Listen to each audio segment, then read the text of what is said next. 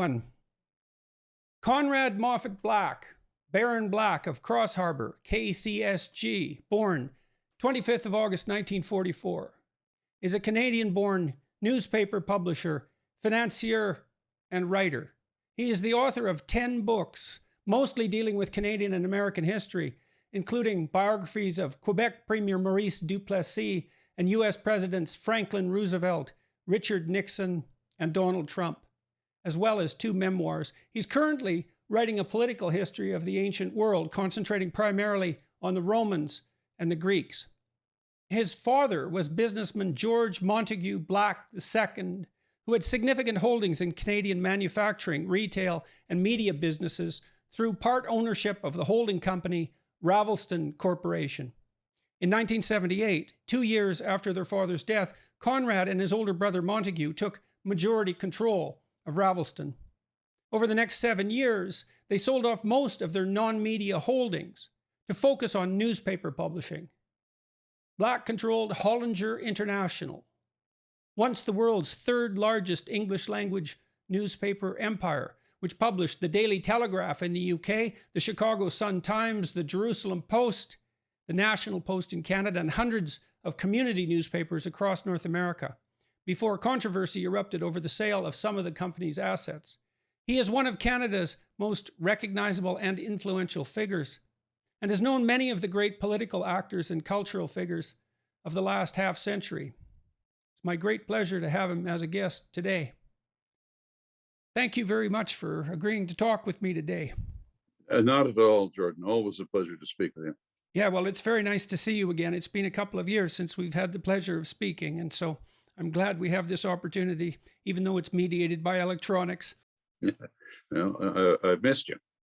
So I want to talk to you biographically, essentially. I'd like to walk through your life. And so let's start as far back as we can. Tell me about your childhood, if you would, and what stands out for you in relationship to your parents. And Well, I was born in Montreal. My parents moved here to Toronto when I was very young, not even a year old, and just at the end of World War II. And we lived in what was then just the edge of metropolitan Toronto. Beyond us were farms, and that was up, for those of your viewers who know Toronto, right after the Bayview Avenue passes York University, Glendon campus, and the Granite Club, and Crescent School. Just beyond that was where we lived, and that was the outer limit of the city in terms of the built-up area. And so there weren't many young people around to visit with in the neighborhood. So the result was that I spent more time, I think it was the beginning of the television era. Everyone had a television set, but they just got it in the last few years, and there were only a few channels on the air. And for the most part, you had either those funny antennas sitting on top of the receiver or antenna on the roof of your house. And so I spent a lot of time reading, and that was how I developed my interest in history. And I started reading about interesting historical personalities. And my father, although he was a successful businessman, had been a very accomplished academic as far as he went, but that was in the 30s, and his father came under great financial pressure. So my father became a chartered accountant, in the theory that there was, as he put it, no such thing as an unemployed chartered accountant. And in those days, people really had to think in terms of how could they do things that made it as likely as possible that they would be able to make an income and provide, and afford to get married and provide for families. And it was a much more financially pressurized era than it is now. And that he graduated in 1937, and we were starting as a society to recover from the Depression by then, but there were still huge numbers of unemployed, and he had to set aside his academic interests. But with that said, I was particularly fortunate in having him, apart from anything else, as a parent who encouraged that historical interest and knew rather a lot about many of the things that I that I took an interest in early on. And then as a really a remarkable gesture, my parents took my brothers, just the two of us in the family, took my brother and myself to Britain in 1953 at the time of the coronation. And we toured around all these monuments, and was still, the war damage in London was still very evident then. So we saw what the war was like from much closer than anyone experienced it in North America. And I remembered, as very young people do remember, visiting the Duke of Wellington's house and St. Paul's Cathedral and things like this. And so I always had an interest in history, and was encouraged by my parents, my father in particular. And I think that was the only thing that was particularly, if not exactly noteworthy, a bit different from most of the people I went to school with, because they lived closer into town and had more social time than I did. So you speak of your father fondly by the sounds of it. It sounds to me like he was an encouraging figure in your life from a very young age. Is that a reasonable presumption? Yes, I remember both my parents very fondly. My father, and this is an area I wouldn't want to, for obvious reasons, get into too much, but later on, he became at times a slightly depressive personality, and his career was something of an anticlimax. He did very well and made a significant amount of money, and he had he was working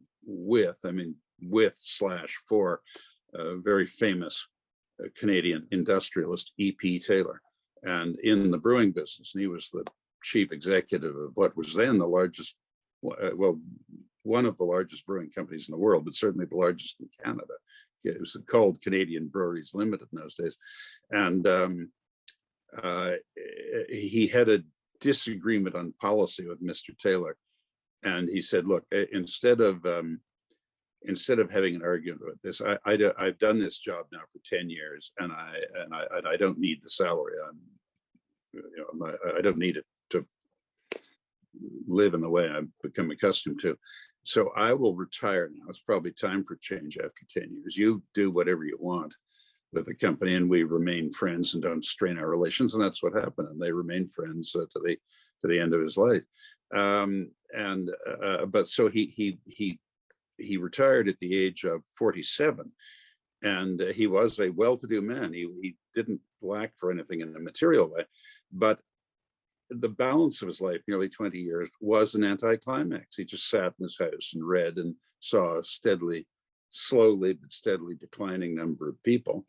And he just never did anything particularly after that. I don't mean that he should have charged out and got a job, but that's not for me to say, and wouldn't have served any purpose anyway, unless he was particularly enthused about it. But someone like I've found it's a perfectly good thing, and often a very renovating thing, to change careers. But and I'm sure you would, in your experience, know this and believe the same thing. It is a bad thing to simply do nothing, just sit in a rocking chair. That leads to a steady and accelerated level of decline, and that, unfortunately, is what happened to my father. I mean, he was 65 when he died, but which is not really a good lottery ticket nowadays. But it was an anticlimax. But he always was an interesting man. I would even after I left, I moved out of the house to go to university when I was I was only 18. And apart from 1 year, I didn't live with my parents again. But I was in Toronto much of the time, and I always saw them a lot. And it was always interesting. Always had a good relationship. I had a somewhat turbulent period in my teens, and looking back on it, I can see that my parents treated me with greater patience than probably I would if I were in their position. And but I believe that that was just a phase. In the last 5 years, my parents died only 10 days apart, and our last 10 years or so couldn't have been more cordial.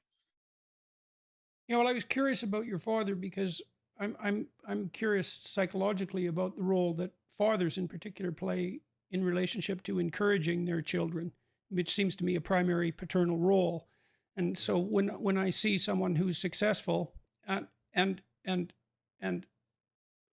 who I suspect in some sense isn't intrinsically rebellious in their central spirit, maybe that's wrong. I'm always curious about their relationship with their father. I mean, you started to read early, you were reading history. He obviously, did he push books your way? Did he guide your reading? How did that all? Sometimes in particular, he gave me, when I was 13, he handed me a book and he said, obviously, it's not for me to tell you what to read, but I do recommend this. And if you just read a few pages in it, I think you will want to continue. And it was A.G. MacDonald's book, Napoleon and His Marshals. To people interested in Napoleon, it's a very famous book. And for example, one of the great tomes on Napoleon, David Chandler's The Campaigns of Napoleon, a book of 1,300 pages of tremendous work of scholarship and very well written.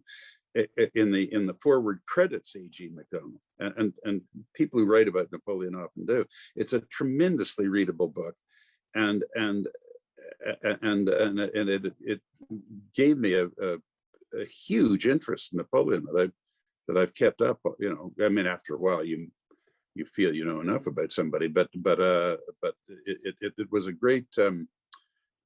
It was a great encouragement and incitement and confirmation of the intrinsic interest in studying these very interesting personalities of the past. And he did a number of things like that, and in slightly different fields. Another one, some years later, 2 or 3 years later, he gave me a copy of Nancy Mitford's Pursuit of Love. Now, it's a novel, but about real people, but the names changed. And it was a particular satisfaction to me in later years when I was living in Britain and was the chairman of the Daily Telegraph, and I met a lot of these people. Nancy Mitford unfortunately had died, but her sisters, the Duchess of Devonshire, I knew, and the Lady Mosley, the widow of Sir Oswald Mosley, the fascist leader. I met her. And Jessica Mitford, who was married to a communist, it was a very eccentric British family, so a wide gap in their political views.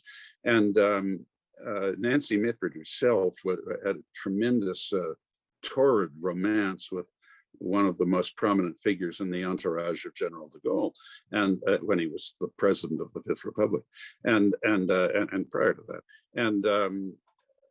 So these books, I just cite those two in particular, but they were tremendously readable, interesting books, and they did launch my interest in different fields. He did that a number of times, but he was never oppressive or dogmatic about it. And actually quite subtle. I remember my parents took us on Easter holiday in 1955, so I was 10 years old. My brother's 4 years older, out to the West Coast by train and back, but we got around a bit on the West Coast. And on the train, my father gave us a reward if we would memorize Lincoln's address at Gettysburg. Now, it's only 10 sentences, you know, it's not that hard to memorize it. And we did, but it did incite my interest in Mr. Lincoln. And of course, he's one of the great and arresting figures of modern history as well. So yes, he did that. You put me in mind of these, and no doubt if this was the chief focal point of our discussion, I could identify a good many other things. But I cite those ones. And by the way, on the Nancy Mitford piece, a house that is referred to in A Pursuit of Love is one that they loved to go to because, unlike their own house, it wasn't drafty. It wasn't that eccentric British rural nobility's terribly uncomfortable house without real hot water and then that kind of thing. It was just a very comfortable house with central heating and so on. And it turned out that a friend of mine rented it, and we went out there to lunch a few times. And I couldn't explain it in a way that would be of any interest to anyone that was there other than my wife, but it was as if I'd been there before from having read about it. It was just a very interesting connection with my past. How old were you when you started to read seriously? I started it when I was 9 or 10. I remember reading. I remember reading the first volume of General de Gaulle's war memoirs when they were first published in English. They're the ones that begin, "All my life I've thought of France in a certain way." And it's beautifully written, by the way. I mean, de Gaulle was a wonderful writer. He's not always historically reliable, but political memoirists rarely are. I mean, the same could be said of Mr. Churchill, but he is a lovely writer. And so from then on, I wasn't writing. I mean, for a while I read the Boys' Book of the Navy, and I think we went through the Hardy Boys and that kind of thing for approximately 1 month when I was 7 or 8. But I moved on to the history of the Navy or some sports figures, like Ted Williams or something like that. And then I got into the history thing when I was 9 and stayed at it after that. So how much were you reading when you were a kid, say 9 to Well, 13? I wasn't a fast reader, but I was a retentive reader. So when I read something, I tended to remember it well. And a couple of hours a day, every day, and then a little more on the weekends. When would you do that before you went to bed? Did you have a routine? Yes, yeah, pretty much. Yeah, I'd have. I was supposed to do my homework, and there were some television programs I watched that I liked, but I wasn't one of these young people who was just stuck glued in front of a screen every free moment, the way a lot of youngsters nowadays are with the video games and things. I wasn't like that. I mean, it is possible, and I look, Jordan, as you and I know, there are hundreds of millions of people in the world who do sit staring at a television set all day. But and they're always, as long as we've had television, there have been people who've been thoroughly captivated by it. But I was always rather more choosy in programming. I mean, I liked things like War, Victory at Sea, it's a drama about the U.S. Navy. That was a great series. I know that series. It's great. Yeah, and with Richard Rodgers' music, which really taken from Wagner, but powerful beginning, and showing the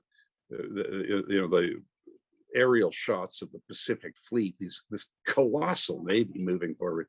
But and some of the humorous programs like The Honeymooners with Jackie Gleason, I like.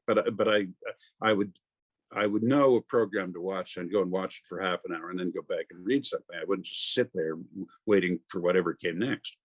And were you up all night with flashlight under the covers reading? Not all night, but often a little bit. And it has to be said that my parents were not overly authoritarian. It was a relatively large house. My mother would come up once in the course of the night and make sure everything was fine. But I normally hear her coming, but in any case, they didn't get particularly excited about my reading with a flashlight, because they correctly assumed that a 9 or 10 or 11-year-old would fall asleep anyway. So, when he felt like it. So any idea what it is about history in particular that attracted you? Because obviously you have an intrinsic interest in it. You didn't even gravitate towards fiction when you were a child. You gravitated towards nonfiction and history pretty fast. So what is it? What is it about history? I must say, I went on a binge of fiction in university. And when I started, as one does, I mean, I found that with my own sons and daughter, and you suddenly become interested in writer, and you read a lot that he wrote, then you're on to a next one. So in that way, I read a huge number of novels by famous novelists. And is that what you did? You'd find a novelist you really liked and then read everything and then move on to someone else? Basically, yeah, and especially the Americans, Scott Fitzgerald and Ernest Hemingway and John Steinbeck and so on. And the latter two were alive when I was reading about them, or reading their works. And but I got into others, but not as comprehensively. I mean, I think I read 4 or 5 of the books of George Eliot and most, a number of Thackeray and the obvious ones. Mm-hmm. And so what was it about history, do you think, that attracted you so much and so young? Because many, I mean, the personalities I was reading about were terribly interesting. They had extraordinary careers, and it started to give me. And this sounds ludicrous. You and your viewers may conclude that I'm a psychiatric case or something, but it's not as if I identified at all with, say, a man like Napoleon. It's just that in his career, you could see points where absolutely everything was at risk, and he persevered successfully, and points where he was, fortune had not smiled upon him, and things looked terribly bleak, and then suddenly things opened up. Now, it was a revolutionary time, unlike Canada in the 50s and 60s. I mean, you could scarcely think of a less revolutionary place. But the pattern of events where people's fortunes changed so quickly, and in both directions. I mean, of course, Napoleon ended up in St. Helena, but he actually attempted to commit suicide after he came back from Russia. And we were referring earlier to Abraham Lincoln, and there were moments where everything appeared to be terribly gloomy. He appeared to be a failure, was widely mocked for a variety of reasons, including his physical appearance, which in photographs is actually rather impressive. But it appeared to be hopeless, and that he was consigned to being a failure who had tried to prevent the breakup of this country unsuccessfully, and had propagated a war that was not successful. And of course, it all turned. And you end up appreciating the qualities of these people, both those to emulate and those to try to avoid. Now, in Mr. Lincoln's case, it's a particularly striking example, because it is almost impossible to find something negative to say about him. He was a self-made man, but with none of that chippiness that self-made people often have. He was a genuine intellectual, but an autodidact, but never with any of the pomposity or dogmatism of some intellectuals. And he was always saddened rather than angry at the many betrayals and disappointments that he suffered. And while he was a rather morose man in some ways, he had a splendid sense of humor. He had a terribly difficult wife, and had two sons die as boys. And these tragedies and afflictions didn't compromise his ultimate sense of optimism. And he was really a remarkably admirable character, as well as an extremely effective statesman. And of course, he was a wonderful wordsmith. We were talking about the Gettysburg Address. I noticed when I first read it, under the incitement to memorize it, that, for example, where he said, fondly, he said, for those who here gave their lives, that nation might live. I mean, just to use the same word as the noun and the verb in the same sentence is slightly artistic, And in the second inaugural, when he said, fondly do we hope, fervently do we pray, that this mighty scourge of war may speedily pass away. I mean, that is in fact a line of poetry. He was a remarkable wordsmith. And you were noticing that the way that words were crafted as well when you were reading history? Not as well as one does after a bit of practice, but I started to notice and then started to look for it. So, and all right, so you were reading well in advance of your years. What was it like for you going to school when you were, let's go when you were a child again, before you went to university? What do you remember from... I was, you always did the necessary to be on the same wavelength, if you will, as your friends. I didn't want to be thought of as I didn't mind being thought of as slightly eccentric. I didn't want to be thought of as an odd person. And in fairness, a lot of the other students were interested in a lot of things. I went to relatively good schools. I mean, I didn't like them very much, but I loved university, but I didn't like school very much. But and I remember in 1958, I was 13, and because it was well known that I was interested in France, when the disturbances came in the spring of that year, at the end of the Fourth Republic, our class teacher asked me if I would, because this was on the front pages of the newspapers and led the news every night, the return of de Gaulle from Colombey in 58, and the threat of the revolt by the army in Algeria. And the teacher asked me if I would give a 5-minute comment on it the following day. So I did. And I was careful to try and not be pompous and not get into obscure things. And I don't mean to put on the airs of somebody who was any, in fact, great authority in these matters. But I was flattered that he asked, and I made an effort to try and make it interesting, and it was appreciated. And it was one of those little experiences in life that was very positive and reassuring to me that my classmates didn't think I was just a kook, and because they were reading about it too, and they were in a way saying, well, what's going on in France? I mean, in Canada and Britain and the United States, you didn't have the army threatening to return to the capital by parachute and take over the country, and everybody going out into the country 120 miles to talk to a retired general about whether he wanted to take over the government or not.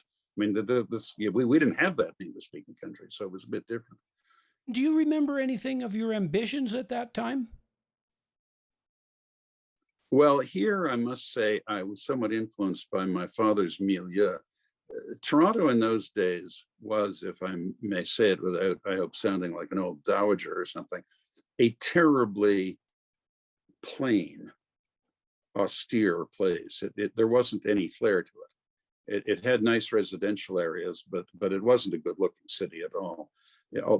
Until the first subway was opened in the mid-50s, all the wires were above ground. So you had these creosote-soaked, blackened telephone poles everywhere, weighted down with thick clusters of wires, and an inordinate amount of that old sort of Victorian reddish but not red brick, sort of the color of Queen's Park, but with the dust of years on it.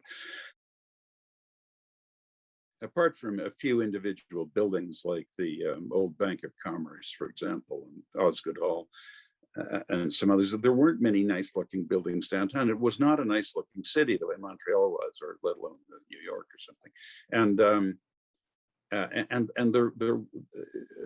It was a virtuous place, but it was a terribly sober place. You couldn't go to the cinema on Sundays.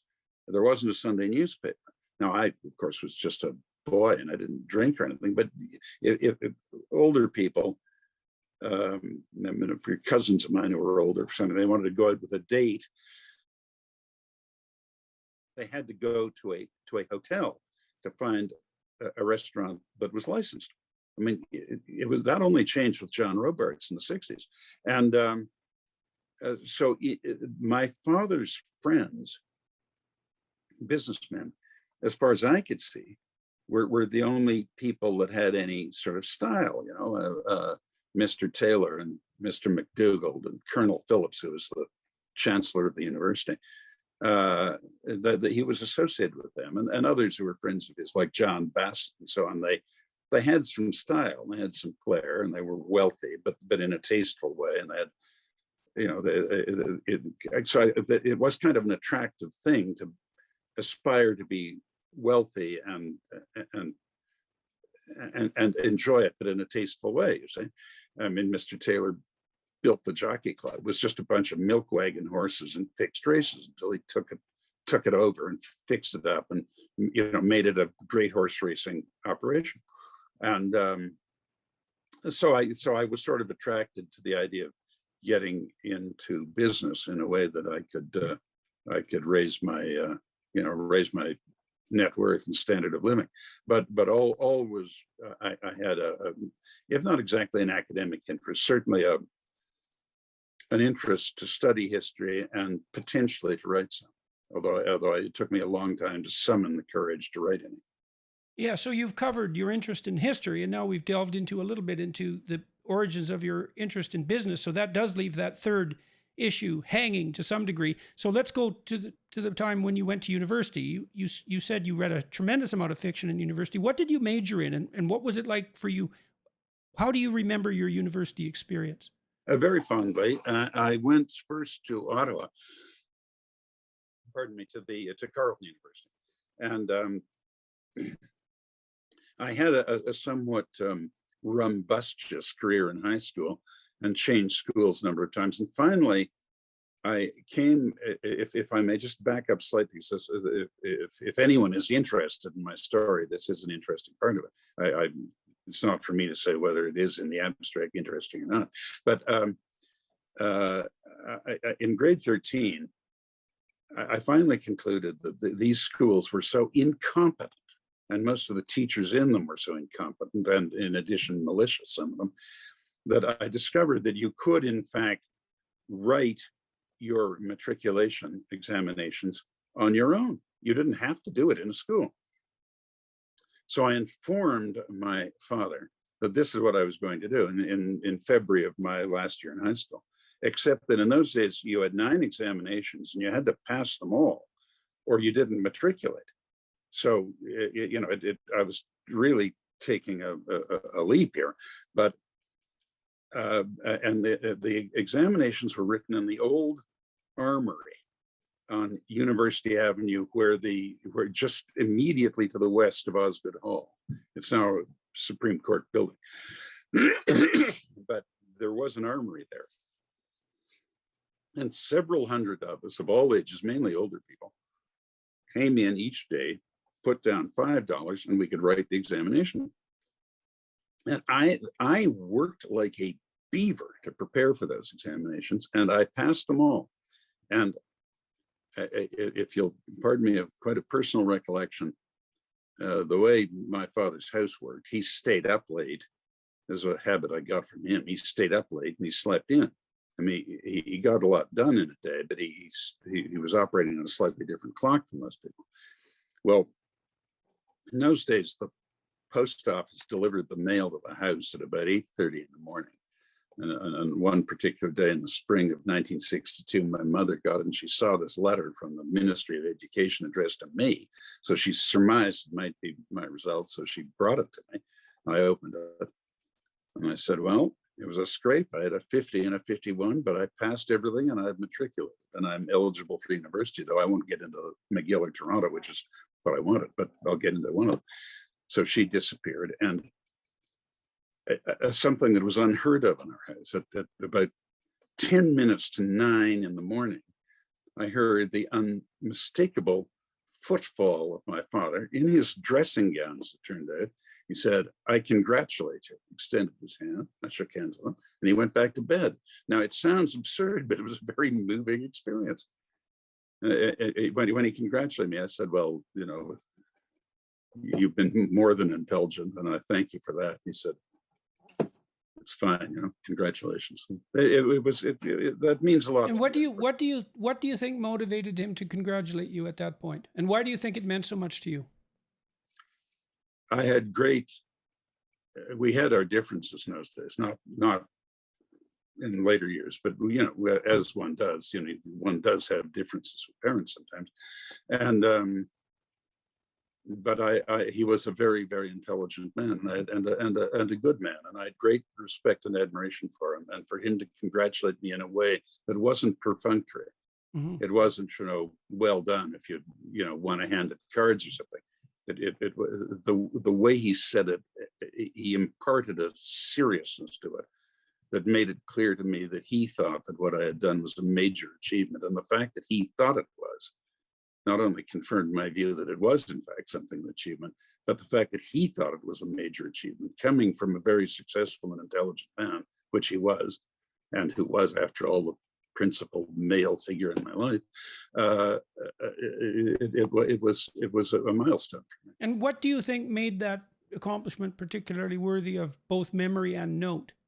What did it do for you? Now, you have alluded Look, to in the a fact way, that you were causing some trouble in high school. yeah. Look, in a way, it legitimized the comparative hell raising of my late high school years. It sort of wiped the slate clean. The score at the end of the game is you win. See, you Right. graduated. So you You weren't did just it. a rebel without a cause.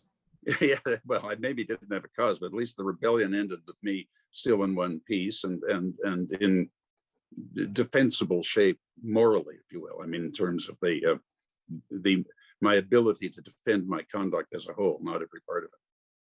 Right. Yeah. So you I mean, took for your all the chance. nonsense and foolishness that, and I had my full share of it for people that age. It ended well, and it was. Look, it embarrasses me to say this, and particularly at this remove in time, but it actually was simply an achievement for somebody who hadn't been in the habit of really concentrating that much on schoolwork to buckle down, study all of these things. And I had some good scores. I mean, my overall average was not bad, and to do it all and pass it all the way I did was it was an achievement. Right. Well, it sounds like that's when you learned to actually do some academic work. That's right. I think that is absolutely correct. Right. And that's a good preparation for university, because you do a lot better at university if you can work on your own. I mean, when I Yeah, went and to, especially when you're getting close to the exams, you have to really swat it up. yes.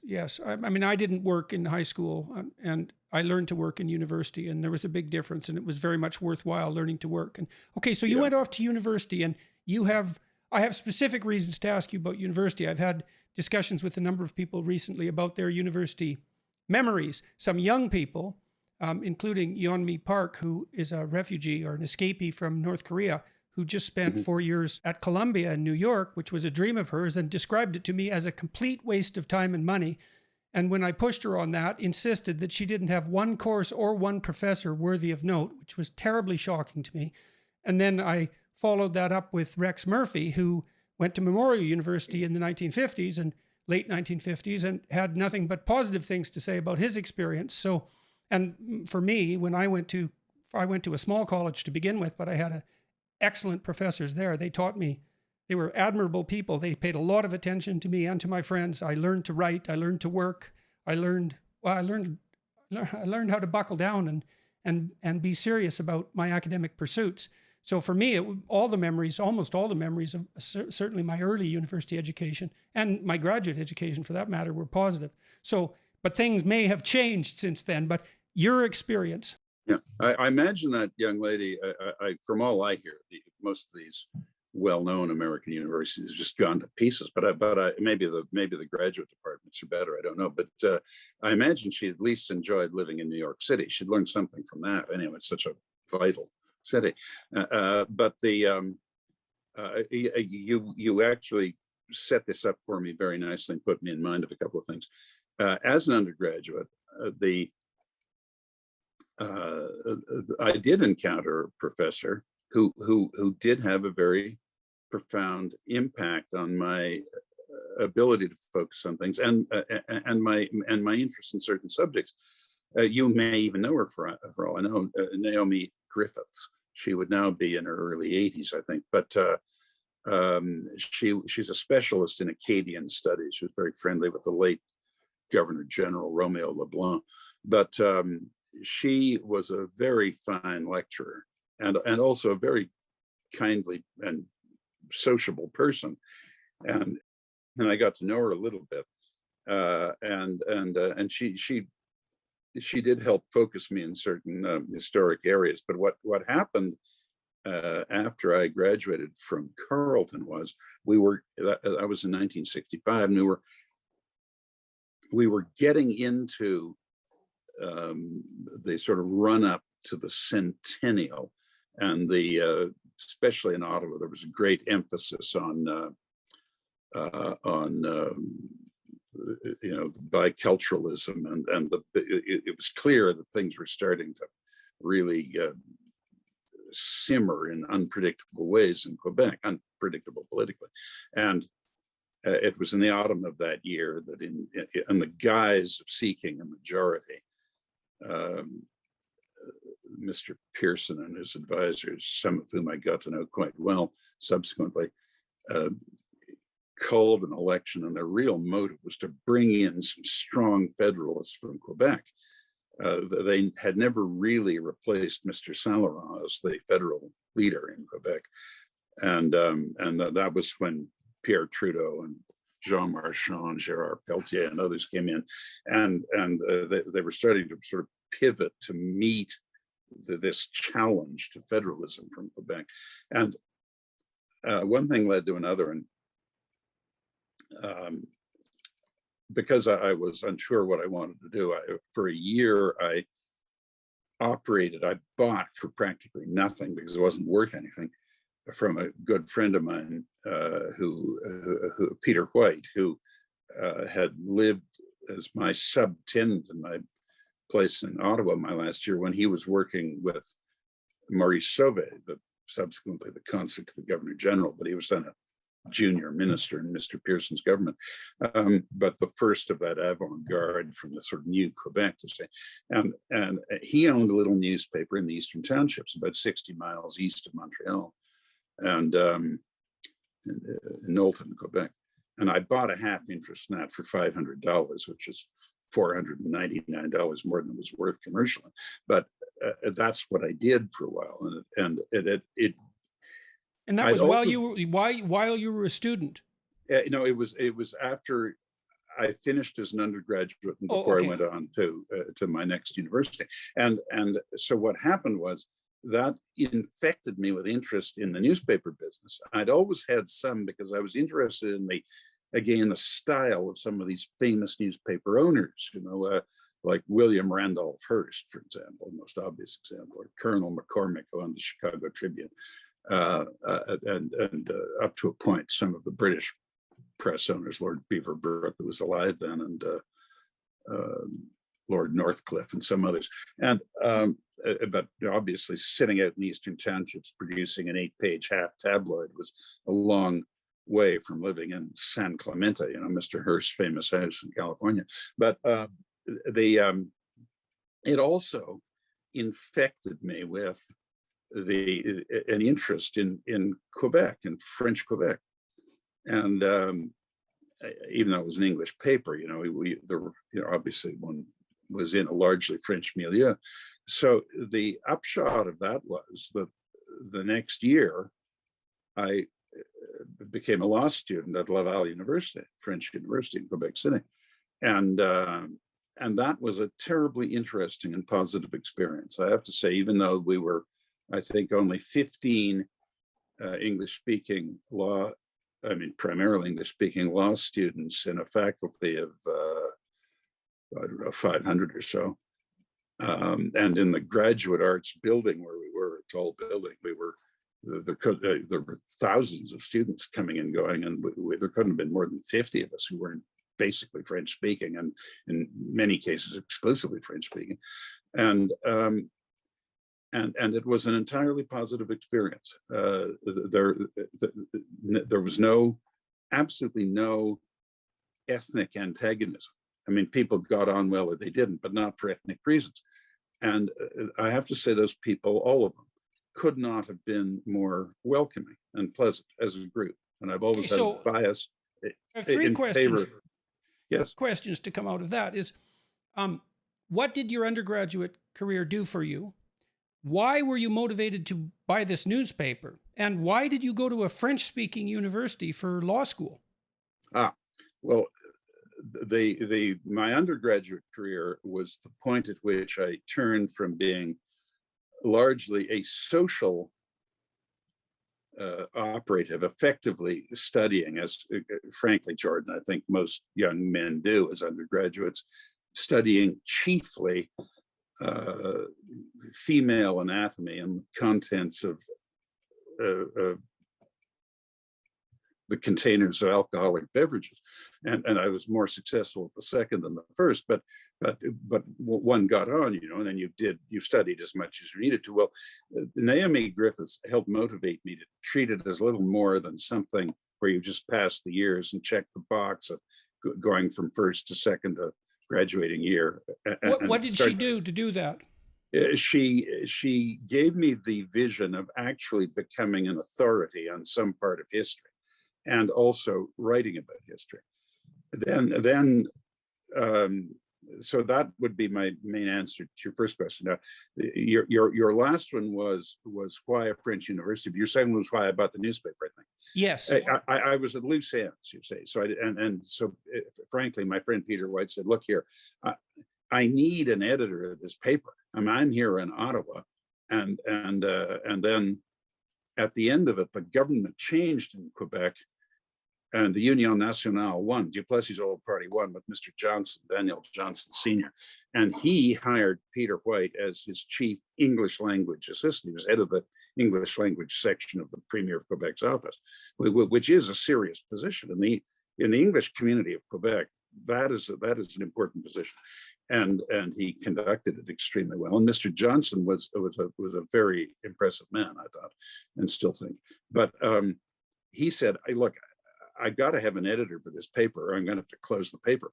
Why don't you buy a half interest for nominal sum and be the resident editor for a while until you decide what to do?" And then one thing led to another, and he was an alumnus of the law faculty of Laval, and a number of famous English Canadians were, most famously Brian Mulroney. He was in Peter's class. I mean, they're older than I am. They're about 5 or 6 years older than that.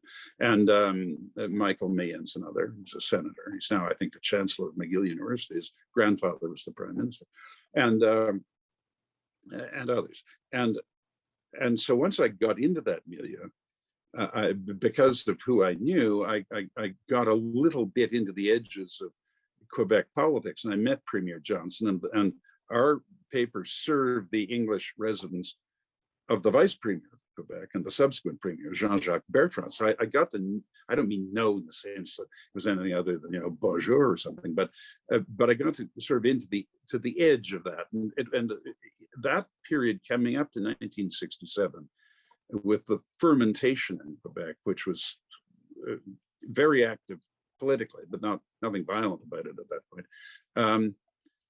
It was an exciting atmosphere, and then. And you also said that you had become aware of newspaper owners approximately at this point, and so just the way they lived. It was.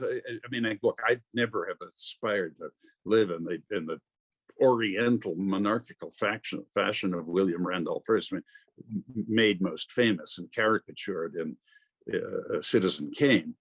Which Orson Welles officially denied anything to do with Hearst, but as Time magazine put it, lawyers for Mr. William Randolph Hearst have determined otherwise and have prosecuted accordingly. But it developed along that way. So I became motivated academically, then had a reason to move to Quebec and get involved in this most modest scale you can be, short of just being a newspaper delivery boy, but in a position where I did everything. I was the publisher and the editor. I had an assistant who did the actual clerical work, but I sold the ads. I produced the circulation campaigns such as they were, and I wrote most of the content. So as you know, that's so how much were you writing? Do it all, you see. Right. And then I thought it would be a good idea to pursue my studies in Quebec in a French university, and Peter White helped me, and indeed the premier allowed his name to stand as a recommendation. Now, in Quebec City in 1966, if someone appeals for or applies for entry to the law faculty, and one of the sponsors is the Prime Minister of Quebec, unless it's a joke and this guy has never got past grade 7, he's going to be admitted. And it was an entirely positive experience, but you must understand it was a double and ultimately a triple experience, if I may elaborate. I really had to learn the language. I knew the kind of basic French a high school graduate in Ontario knows, where I would know a few words, but I didn't really know how to put a serious sentence together or speak fluently. And at that age, my early 20s, I wanted a social life. I didn't want to live like a monk, and so you really have to pick it up. And so I was learning the language, and also it came up that in 1969, when I was into my final year in the law school, the Sherbrooke Daily Record, and we're into a daily newspaper here, albeit a small one, 8,000 or 9,000 circulation, came up for sale on a distressed basis because they overcommitted to buying a press, thinking they could sell enough business on the press to pay for it, and they didn't. So they were strained. So Peter White and a third friend of ours and I bought that paper. So in that space of time, I became, I made a major advance in my academic career, qualified myself as a law graduate, picked up, if I may say it, a pretty good, solid competence in French, and became a newspaper co-owner. I believe I was the only publisher of a daily newspaper, certainly the only one I've ever heard of anywhere, who was at the same time a law student. Now, there may have been others, but I haven't heard of anything like that. And so that it was really out of that brief period, the rest of, or at least much of the balance of my career was launched. I know that, that happens to everybody, I suppose, but it was a slightly different pattern for me than most people. Why law? Yeah, look, it's the neutral place. It was not that I ever particularly desired to be a lawyer, but you never go wrong with it. It always helps you as a qualification for whatever you're going to do. And parts of it are an interesting subject. Now, I focused on constitutional and international, heaven help anyone relying on my recollections of the Quebec Civil Code to get them through a median wall case or some one of these funny minor bits of litigation you get, but the law is a broad field, and there's lots of stuff that's interesting in it. I never particularly desired to practice, and I never did practice. I had a couple of minimum wage cases where our company was the defendant, and I got Brian Mulrooney, who was a labor lawyer, to coach me a bit, and I did exactly what he told me to, and we won the two cases. But that's the only practice I've ever had. I will say that it's been very useful to me. I mean, unfortunately, I've had a great deal of legal experience as a client of lawyers, including some very famous lawyers in the United States and Britain and Canada. But that does help you if you know something about it, the basis of the law. It does help you in dealing with lawyers. So how did you manage your career as a publisher and your studies at that point? Well, I was pretty much of an absentee publisher. I would come there when I could and do certain things. I called upon certain advertisers in Montreal and Toronto when I was able to. But that was 9 months before I graduated. After that, I was a resident publisher, and then we started to build the business and branched out and bought more papers, and it grew and grew. So the first paper that you bought, you said the bulk of the writing. And so how much time were you spending writing in a week at that point? Oh, when I was the resident publisher of a weekly paper? Yep. It took probably 8 or 10 hours to write the main contents of the paper. So for each week.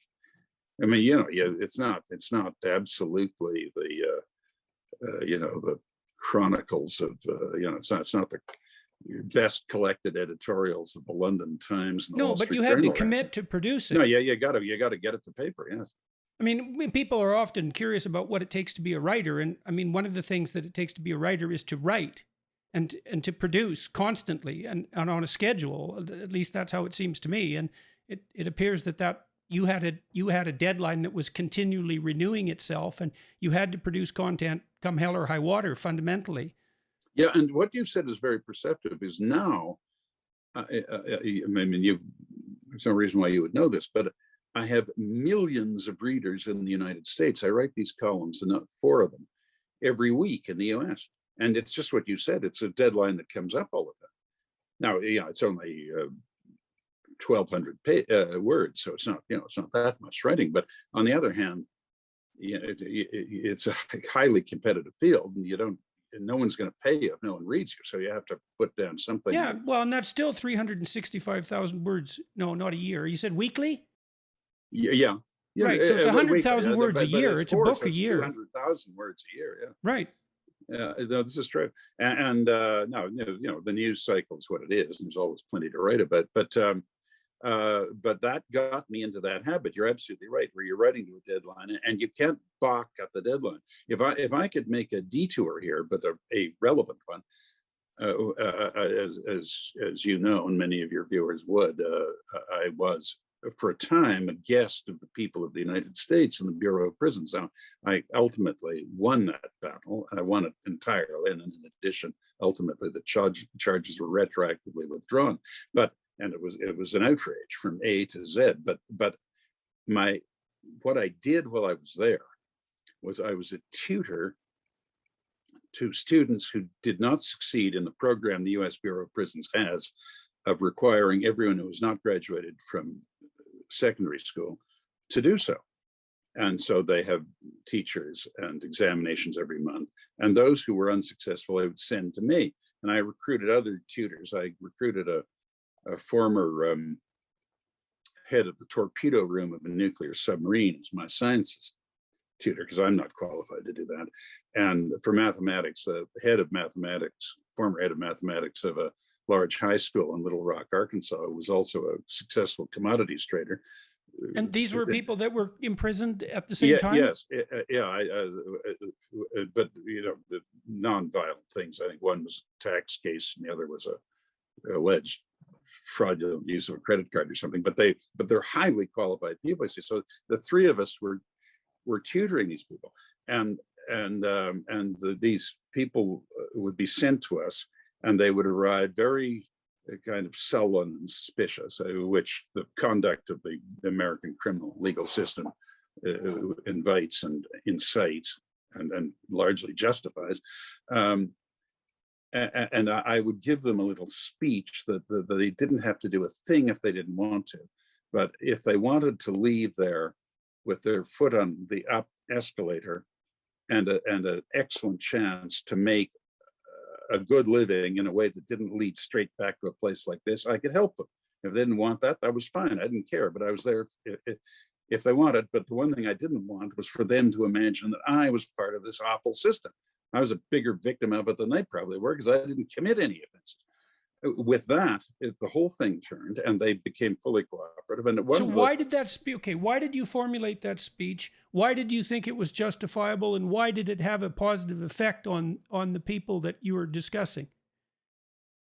Because they had, in that great rich country of the United States, and I'm not a socialist, but they had not had a fair deal. I mean, most of them scarcely had any idea who their father was, and from early times, their mother or somebody was saying, "Somebody's got to get some money here. We're going to be out in the street," and they were just cannon fodder in the drug war. I mean, they were at the last edge. They were the last edge of transfer. So some druggie was picked up. They say, "Where did you get that from?" And they finger that person, and they were cooked. So off they went to prison, terribly oversentenced. One of my students got 25 years for driving a truck loaded with marijuana. He wasn't even a user himself. Anyway, a lad of 23 or something. By the way, one thing I am proud of in that same sense as my initial graduation from high school myself, was that all of my lads passed, 206. Now, some of them had to take exams more than once, but they all graduated. How long were you imprisoned and doing this? 3 years and 2 weeks. How long did it take after you were in prison before you started doing this tutoring, and why did you do it? No, you mean how long after I arrived in prison did it start? Yes. Oh, only about a month, because one of my books was in the library, and the head of education said, "Look here, we've got to do something with these guys who just keep failing. I mean, there's nothing wrong with their IQ, but let's try something different. Instead of our teachers, would you do it?" And then I would, and to answer your question about why I gave them a little speech, so-called, it was hardly a speech, but it was just I pretty much said to you what I said to them. It was because I knew that they initially would think I was part of this evil system, that they hated, and I had to make them understand that I was one of them and not one of the others. You see, and that wasn't a pretense. It wasn't a falsehood. I was. I mean, my heart was with the prisoners and not with the. But you were also selling them something. You were selling them literacy as an escape from their current condition. That's and you it. I was that. selling them self-interest, and as Yeah. you know, that's as the Australians say, it's a trier. Yeah, I mean that's one that'll go. You know, but what I was going to say about them was, and this is going back to what you were saying about meeting deadlines. The American, or at least the Florida matriculation system, that's where I was, required an essay. And so I said, all right, you know, write an essay. And they had various topics that were usually used. So I said, take your pick of these. And some of these fellows literally couldn't write a word. They had a mental block. They couldn't write a word. And the way I got around that was I said, look, we'll change the subject here. You write on the sexiest woman you've ever seen. And you can use your imagination. There doesn't have to be such a woman. You can just make her up. And only I will read this. So if it'll help you, be as coarse and vulgar as you want. Use any sexual word you want, any way you want, anything. Just write what comes to mind. You see? And that got them all going. None of them had a mental block after that. Why in the world did you take that tack, and what made them? Why in the world did they trust you? And then I have another question too, which is why did they pass? Why were you successful when the other teachers, let's say, or the system that was hypothetically designed to educate them failed? Well, because they wouldn't put out for them. They thought it was another trick of the establishment to use them, and they in their minds they were obliged to provide them food and shelter, and as long as they would just sort of sullenly went along with things, they didn't harass them too much, and that was minimum compliance, but it was a survival regime for them, and that was really where their lives were reduced to at that point. And so I produced a sort of spark of light that they could actually better their lot, raise their higher ability, and therefore their legitimate, by which I mean legal, income aspiration. Because if they matriculated from high school, they were more hireable than if they hadn't been. And indeed, in the case of a number of them, I assisted them in becoming correspondence students in universities. And indeed, I had a couple of them who started there, then were released and continued physically at the university and graduated. I had one a couple of years ago wrote me when he graduated from the University of Alabama. It's more than a couple of years ago now, it's about 6 years ago, but he graduated from the University of Alabama. And to the extent I'm in touch with these people, they're all doing fine. They're all well launched, doing fine. Well, this is you obviously take pleasure in this particular accomplishment. You see, it was ironic, Jordan, because I had a few teachers I liked. We all remember the teachers we liked, but there weren't that many of them in my case. And most of them I didn't like. I bought into the view that really they were teachers because they couldn't make it in the world of adults. So they sought success in a place where they could assert their authority over smaller people. And I mean, this was my concept of the motivation of some of the teachers I had. But, Shaw's famous comment, he who can does, and he who cannot teaches. I sort of believed that. I thought they were, there were exceptions, but in general, I thought these teachers were people who couldn't make it in a more substantial occupation. Now that was an unfair judgment, but on the other hand, when I see what level of education those who depart our schools achieve nowadays, I'm not so sure it was an unjust judgment. But in any case, that's what I thought. But I saw the other side of it when I was tutoring these guys in the prison system. I saw the satisfaction of it. And I will give the Bureau of Prison Justice, they devised this graduation ceremony, and all the families would come, and they were emotional occasions. And I'm not a particularly emotional person, but one of the few seriously positive emotional moments I've had was when my two colleagues and I were introduced, And this whole packed room stood up and cheered for about 5 minutes. And you know, the girlfriends or wives or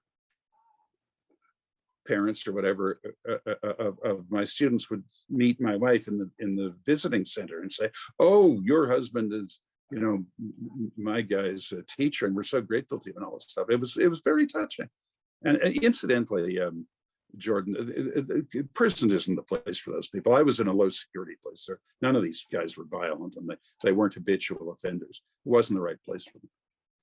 That's not the way we should treat these people. Well, they're not bad people, and they're not unintelligent. And as I say, every one of mine passed. The problem was they just got a wrong turning early on. So let's return to the newspaper business. So now you're out of law school, and you have a second newspaper, and you've graduated. Now you've taken on the role as a publisher. Your empire starts to expand at that point. It does, but I had one more lap to run on the educational side. Please do. I became a master's candidate and did receive the degree from McGill in French Canada Studies. Now, this came from, I mean, not that you've asked me, that I'm volunteering it, that I went, because I knew Premier Johnson a bit. I don't know how conversant you are with modern Quebec history, but he was often referred to as the son Duplessis never had. Maurice Duplessis, as you probably know, was the only person in history to serve 5 terms as Premier of Quebec, and he died in office. And Jean Lesage told me that if he'd lived, he would have been reelected. He really knew how to, how to organize that province politically. But he was a bachelor, but he advanced Johnson quite quickly, and Johnson was kind of his protege. And he had the same speaking style, very witty way of talking. And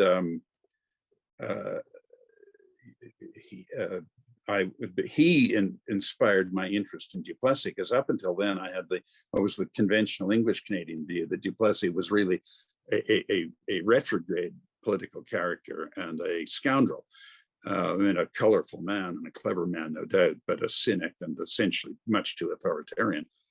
I mean, there's some truth in that, but the fact is he produced the modernization of Quebec. He built the autoroutes, he built the schools, he built every university except McGill. I mean, he was reelected because he delivered for the province. But his technique was to get the nationalists and the conservatives to vote together, which is very difficult to do. Either you're too nationalistic and frighten the conservatives, which happened to him in 1939, or you're not nationalistic enough, and they get impatient with you, which is what happened to Jean-Jacques Bertrand in 1970. I mean, Duplessis had it all organized for Paul Sauvé to follow him and Daniel Johnson to follow him, but Duplessis was a strong man who was almost 70 when he died in office. Those two died in office in the early 50s. So, and then the whole thing broke up. But my point was that Johnson stirred my curiosity about Duplessis, because there clearly was a story to this man that wasn't being told. He was reviled as the author of The Great Darkness and all this sort of thing. So I went to a colloquy, happened to get an invitation, and it came from Miss Griffiths, who I mentioned, who was my old professor at Carleton, who said, you might be interested in this. So I went to it in Three Rivers, and it was a discussion of Duplessis. And there was a panel, and there was one pro-Duplessis panelist and 2 anti-Duplessis ones. And I went up to the pro-Duplessis one, and at the end of it, it was the somewhat well-known historian Robert Rumilly, a Frenchman originally, who was a member of Action Française, Charles Maurras, and he was at a demonstration in the Place de la République in 1926, and the person next to him was shot dead. And with that, he left France and never returned, emigrated to Quebec. Anyway, I congratulated him on upholding Duplessis, and we conversed for a while. And then I gave him a ride back to Montreal. And it turned out that he had been commissioned by an outfit called, in French, the Society of Friends of the Honorable Maurice Duplessis, to write a book about Duplessis. And they had all Duplessis' papers. And so the idea is, it came to my mind, well, look, you're writing in French. Would they have any interest in allowing an English-speaking person to look at them and write about that?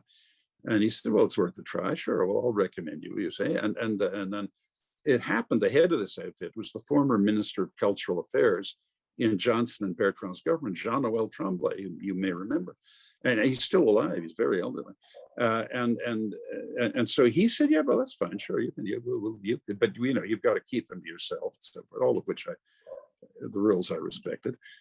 And so I had all this stuff. And then when I saw what I had, I realized I had to do something about it. And this is what takes me back to having developed at least the ambition to write some history. So I calculated that if I enrolled at McGill, citing this as my proposed thesis topic, that would get me halfway through.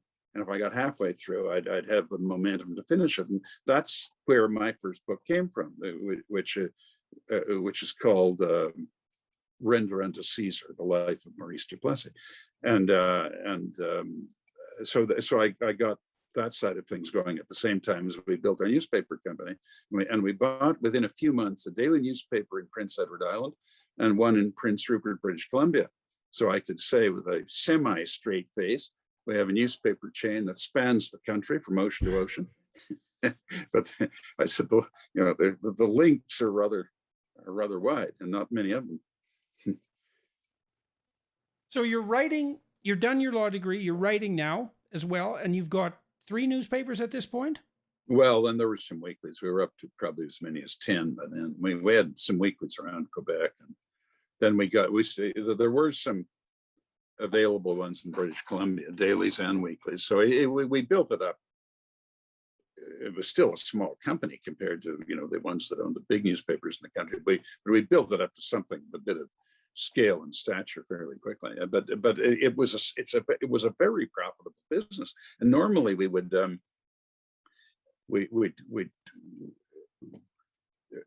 make a bid based on the profitability of the present owner. And very rarely were these people who owned the papers running them as profitably as they could. They were taking a nice salary for themselves, and they weren't that concerned with what the profit was.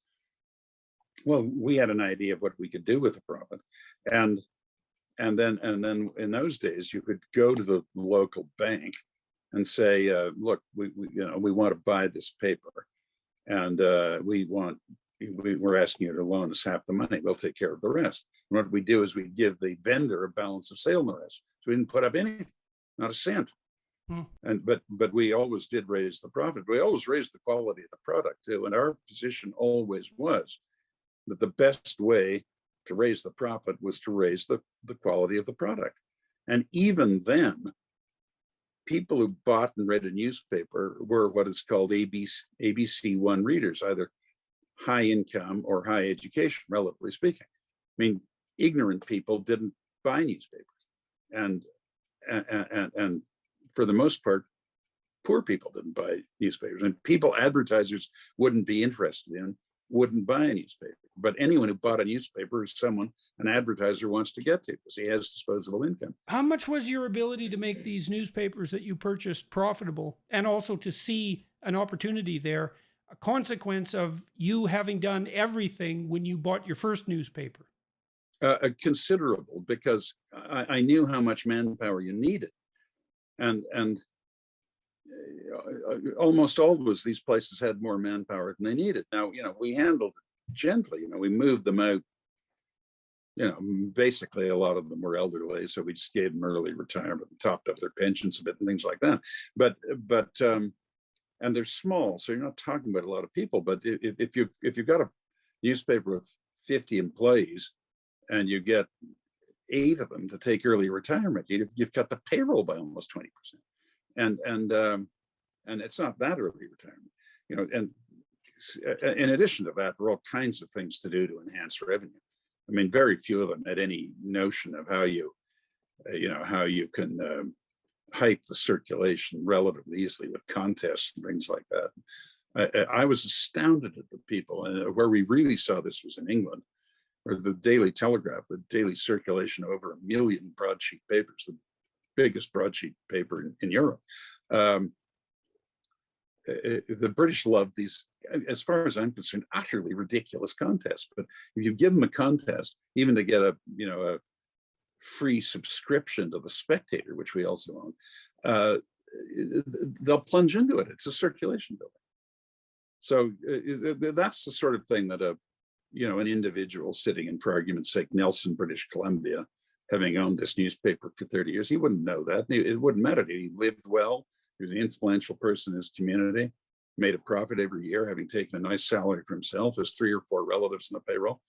The company owns his car and owns his speedboat in the lake and all this kind of stuff. I mean, to him, that's all he needs, which is fine. But the fact is, you can double the profits quite quickly. So now, do you have a plan at this point? You're being successful in purchasing newspapers and increasing their profitability. So you're building up more capital. Are you planning? Do you have an aim at this point just to continue expanding? And do you have an end in mind? This was our plan, and we brought it a long way forward. The biggest paper we had when things changed because of that shakeup in the Ravelston Argus thing that you mentioned in your intro, whereupon I started to focus on finance,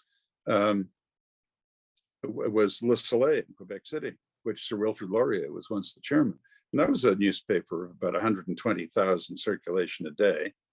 It's not big for Toronto, but it's that's what is it? It's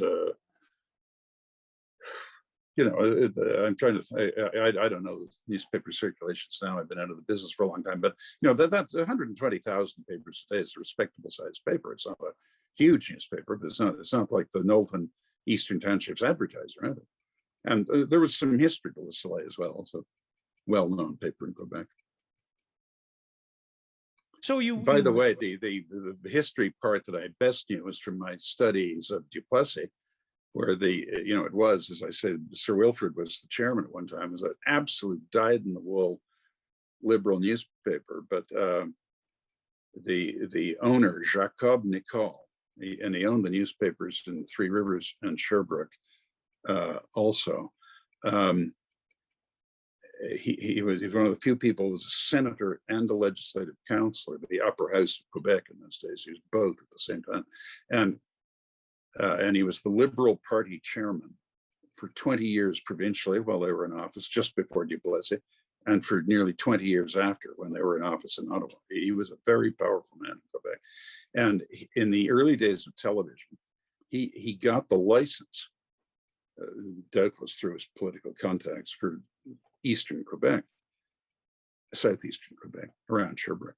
And the best place to put his transmitter was at the top of Mount Orford, which was a provincial park. So he asked Duplessis if he could put his transmitter there. And Duplessis said, Jacob, you can put it there, and you don't have to pay me more than $1 rent for it, me being the province of Quebec, but not as long as right under the words Le Soleil on your leading newspaper are the words "the liberal organ." He said, right. At that point, Le Soleil, never mind that Mr. Nicole was a liberal senator and legislative councillor, became a Union Nationale newspaper. He just switched like that, and he got his license. Anyway, that's in a way a red herring, but I thought it might amuse your viewers a bit. Right. So you're building up a newspaper empire. It's in Canada. It's limited to Canada at this point, but you start to expand.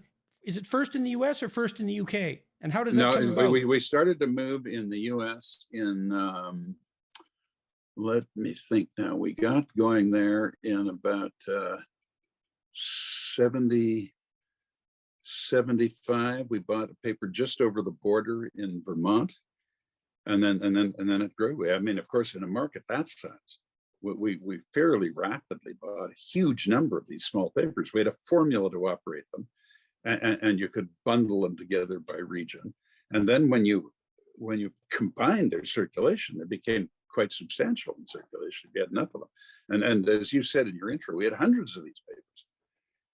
And were you running writers across the papers, or were these all in independent fiefdoms? There were a few that we could run or buy from the outside at a discount for ourselves, rather than the unit cost that obtained if we were only buying for one little paper 10,000 sale or something like that. So we got economies of scale to a degree. But in the papers like that, you absolutely have to serve the local public, and you're, relatively speaking, not under threat from television, let alone once it came the internet, as much in those local papers, because CBS or the CBC or whatever you want are not going to carry the strawberry festival of the town your paper's published in. They just don't have the room for it. So you're giving people what they can't get anywhere else. And is that still the case? Are the smaller community newspapers well, I still think managing? the internet has become so pervasive now. I think it's a threat even to those papers, but not as much as it is to a metropolitan paper. So how are you managing your time at this point? You have an increasingly large media empire. You're also still writing. We divided it into regions, and I had the East, and associates had the West, and then the big turn came in the matter you referred to when when what was called at the time the Argus group of companies, the control of it became available, and that was quite an intricate business because the number of voting shares involved was quite small. So because my father had his position, he died in 1976. So my brother and I, we didn't inherit his stock. We bought it from his estate, but in effect we inherited it. And then there was a shareholders agreement, and the principal associate died, and there was some jockeying around. And in any case, we, in accordance with the shareholders agreement, we bought the other stock. So we had control of the voting shares, which had of this company, which had influential blocks of stock and historically controlling blocks of stock, although in most cases they weren't a majority of the shares, of a number of famous companies. Massey Ferguson was one, the farm equipment maker, and Dominion Stores, the grocery stores, Domtar, the old forestry products company, and the most interesting in a way was the old Hollinger Mining Company. It didn't do much mining, but it owned 60% of an outfit that owned big iron ore positions in Labrador and northern Quebec, and long-term contracts to ship the ore that produced about $40 million of royalties every year, at basically no cost. The steel companies and their affiliates in the United States took the ore out and paid us the royalties. So we had that cash to work with. And then what I did was, over a period, I reoriented that flow of cash and that business into the newspaper business. And we really, really took off when I bought control of the London Daily Telegraph, which was in a distressed financial state, for $30 million, which we ultimately sold for $1.327 billion. How long a period of time elapsed between the purchase and the sale? From 1986 to 2004. So 18 years? 18 years, yeah. Wow, that's quite the return on investment. So are you in England? You buy the Telegraph. Are you spending much of your time in Britain at that point? Well, after we bought it, I went there for 2 years in the summers only, and then I made it my chief residence after that for about 15 years. Yeah. So what was it like moving from Toronto to Britain? Well, I kept my home and my office here, but in the sense you mean it, I mean it. Yes, I moved my main residence. Well, look, it moving into Britain as an owner of a big newspaper is not like just getting off the plane at Heathrow and going through the want ads to find a job for yourself. So I was rather well received because of the position I had. But it was very interesting. I was fortunate to get the very tail end of that era when the newspaper owners were very influential people. I mean, I don't think they are particularly influential now, and it's not a good business now. But London is one of the world's greatest cities, and if you're well situated in London, you meet a tremendous variety of interesting people who either live there or come through there. Virtually everybody you can think of comes through London at some point in a year, and there, there's normally some sort of occasion for them. So my wife and I were constantly receiving these formidable, sort of stiff, gold-edged invitations to come to have dinner with so and so or lunch with so and so or something, and it was a sumptuous life, but I mean, my interest in it was really in the socializing with people, as well as at that time I was a supporter of Mrs. Thatcher, and it was a very interesting and active time politically in Britain as she effectively desocialized the country. How well did you know her? I got to know her very well. She was my sponsor in the House of Lords, and she and Dennis came to our wedding party, and they often came to dinner with us. So you lived in Britain after you were in Canada. How it'd be interesting for me to hear how you would contrast the cultures. What was it like being in Britain? I mean, I know you were in a very fortunate position when you moved there, and so you entered in the upper echelons of society.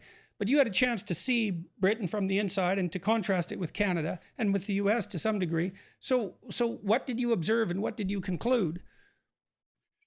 Well, it was a country being renewed, I mean, Britain, at the time that Thatcher was elected, very narrowly elected in 1979, was a country with tight currency controls, top personal tax rate of 98%. So there's a lot of tax cheating going on. And the British don't like that, I mean, the real problem with Britain and Europe was not immigration, it was the authoritarianism of directives from Brussels. The French and the Italians essentially ignore the government as much as they can anyway, and they don't care what these directives are. They're not going to pay much attention to them unless they absolutely have to. And the French in particular are not going to take seriously anything that comes from the Belgians, or at least from within Belgium. And the Germans are the leading power in Europe, and they're accustomed to regimentation, so it doesn't bother them. But the British like to be law-abiding. They like to obey the law, but they have to be sensible laws, and they have to be imposed by people that are accountable. So if you don't like what they're doing, you can throw them out at the voting place, and that was the problem. Well, that, in addition to the economic stagnation, finally boiled over when Thatcher and her friends, Keith Joseph and others, pushed out Ted Heath, Sir Edward Heath, and took the Conservative Party of Great Britain, Conservative and Unionist Party, to the right, not the extreme right, but to a level of conservatism that conservative fiscal policy and tax policy in particular, and attitude to labor unions, that the Conservative Party had not occupied really since the early days of Stanley Baldwin. And it wasn't back to then, but it was ideologically a similar position, but obviously refined to reflect changes in society over that period of more than 50 years. And so it was very interesting to see, and she was successful. I mean, I was there for her third election victory. She was the first prime minister since before the first Reform Act in the early 1830s to win 3 consecutive full terms, majority terms, as prime minister. And she did it on the basis of radical change to the country. And it was quite exciting. Now, at that time, that was in the late 80s. Now, Brian Mulroney was an old friend of mine. He was, I mean, your question didn't deal with politics only, but that, given my position as in newspaper business, politics had a lot to do with it. And Brian was doing something of that, but Canada, as always, operated, much closer to the middle of the field. It never got that far left, and he didn't move it as far as Thatcher moved Britain. And in any case, the it's not a unitary state like Britain. It's a much different system. But you didn't have, I mean, I thought Brian was a good prime minister, but you didn't have that sense of profound change and radical change and exciting policy formulation. I mean, it was one of the few periods in my life where I sort of transmogrified into a sort of semi-policy wonk, you see, because we had positions and all this stuff. And the other aspect of it was the Cold War was still going on, and there was still some controversy in Britain in that there was always in the left wing of the Labour Party, especially, and the far out old imperialist wing of the Tories as well, this antagonism to the United States. And when I moved there, it was in the latter Reagan years, and of course he was an important president and had an eventful period as president. And it happened I knew him too, and I'd known him before he was president. And so I wasn't under the illusion that I was at the center of things. I wasn't, but I was actually pretty close to the center in Britain, because my first trip there as the chief shareholder of the Telegraph company, the prime minister invited me to lunch on Saturday at Chequers, and she said, "Look here, we need you. We can't win without you. Are you with us?" And I said, "Oh, yeah, I'm with you all right." And I said, "But let me ask you something." And this was right after Mr. Murdoch had made his big changeover and moved to a new plant and decertified and basically dismissed the old, the old pre-print and printing unions that used to shut the papers down all the time arbitrarily. I mean, the shop foreman would have lose a game of darts at his pub or something and come in and call all the workers out. It was almost as bad as that. And she, since Murdoch was acting within the law, she ensured that his titles could be produced. I said, "Look, I don't think we're going to get to the point that Rupert's at, but we're putting through voluntary retirements, but you don't know. And if we need to import people from other countries to help get our papers out," she interrupted me and said, "I'll sign the work permits myself." And that was it. As Charles Powell, her long-serving chief secretary, very distinguished public servant in Britain, wrote, politically speaking, it was love at first sight. I mean, he was there at that luncheon, and we just got on like smoke and did right to the day she died. Well, she was a little non-compos mentis latterly, but she was. I knew her well. I knew her very well. And as I said at our Barbara's and my wedding party, I thanked her and said, if I never would have come to this country or wished to do business in this country if it wasn't for you. And that was true. So what made her able to do what she did? I mean, she was a woman in a sea of men. She was a radical leader in many ways, obviously on the conservative front. She apparently had tremendous strength of character. Like, what did you see in her that made her able to do what she did? She was an extremely courageous person. And she was that type of person who focused exclusively on relevant sequential facts in analyzing a problem.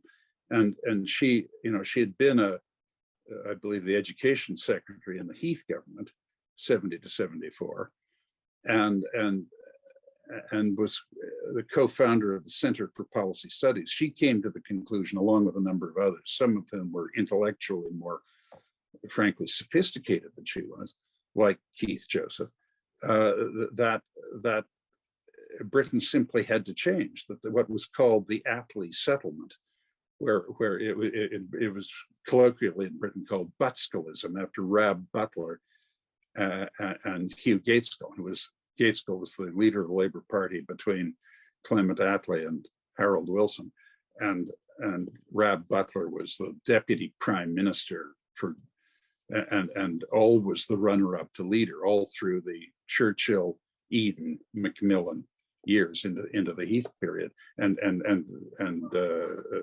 Sir Alec Douglas also, and it was kind of a lookalike government where they agreed on most things. And Margaret concluded this isn't working.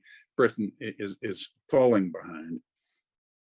Our standard of living is not keeping pace with the Germans or the French or the Americans, and this is why, and we've got to change. And she was absolutely right. But sometimes just stating home truths in simple ways is so far from what people are used to. It sounds more radical than it is. What she was saying wasn't in fact all that radical. She was saying things like, we can't have just completely irresponsible work stoppages. We can't have capricious middle-level union officials just calling everybody out for the fun of it whenever they have had a bad night or something, and we can't take 98% of people's income. I mean, it's nonsense. I mean, it's just nonsense. It'll cost 99 cents to collect the 98 cents. I mean, your collection costs get too high, cheating becomes outrageous, rich people move away. It's just nonsense. And she had a way of putting it very clearly and very persuasively.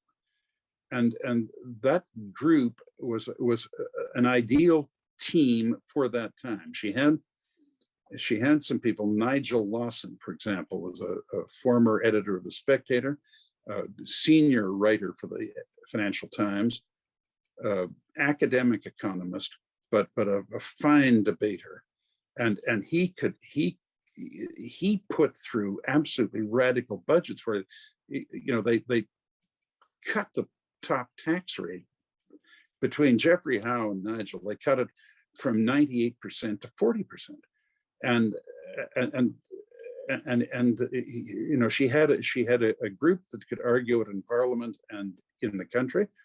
She had an academic group led by Keith Joseph and her Center for Policy Studies group. Kenneth Minogue, I don't know if you know these people, well-known academic economists and specialists in other areas who could put it forward in a way that was where they could defend it against the best debaters of the left. And she was a powerful leader who kept the whip on the backs of the Tory party and said, this is what must be done, and this is why we have to do it. And when she said the lady's not for turning and sacked half her government and so forth, she showed, I mean, she was right. But there's no doubt that at times traditional opinion within that party and the Tory grandees didn't approve of her, and they never liked her, and they stabbed her in the back in the end. But even those who were involved in that had to admit that she made a tremendous difference. And the best of them, for example, Michael Heseltine, very able man, a very good defense secretary, and came back in other roles.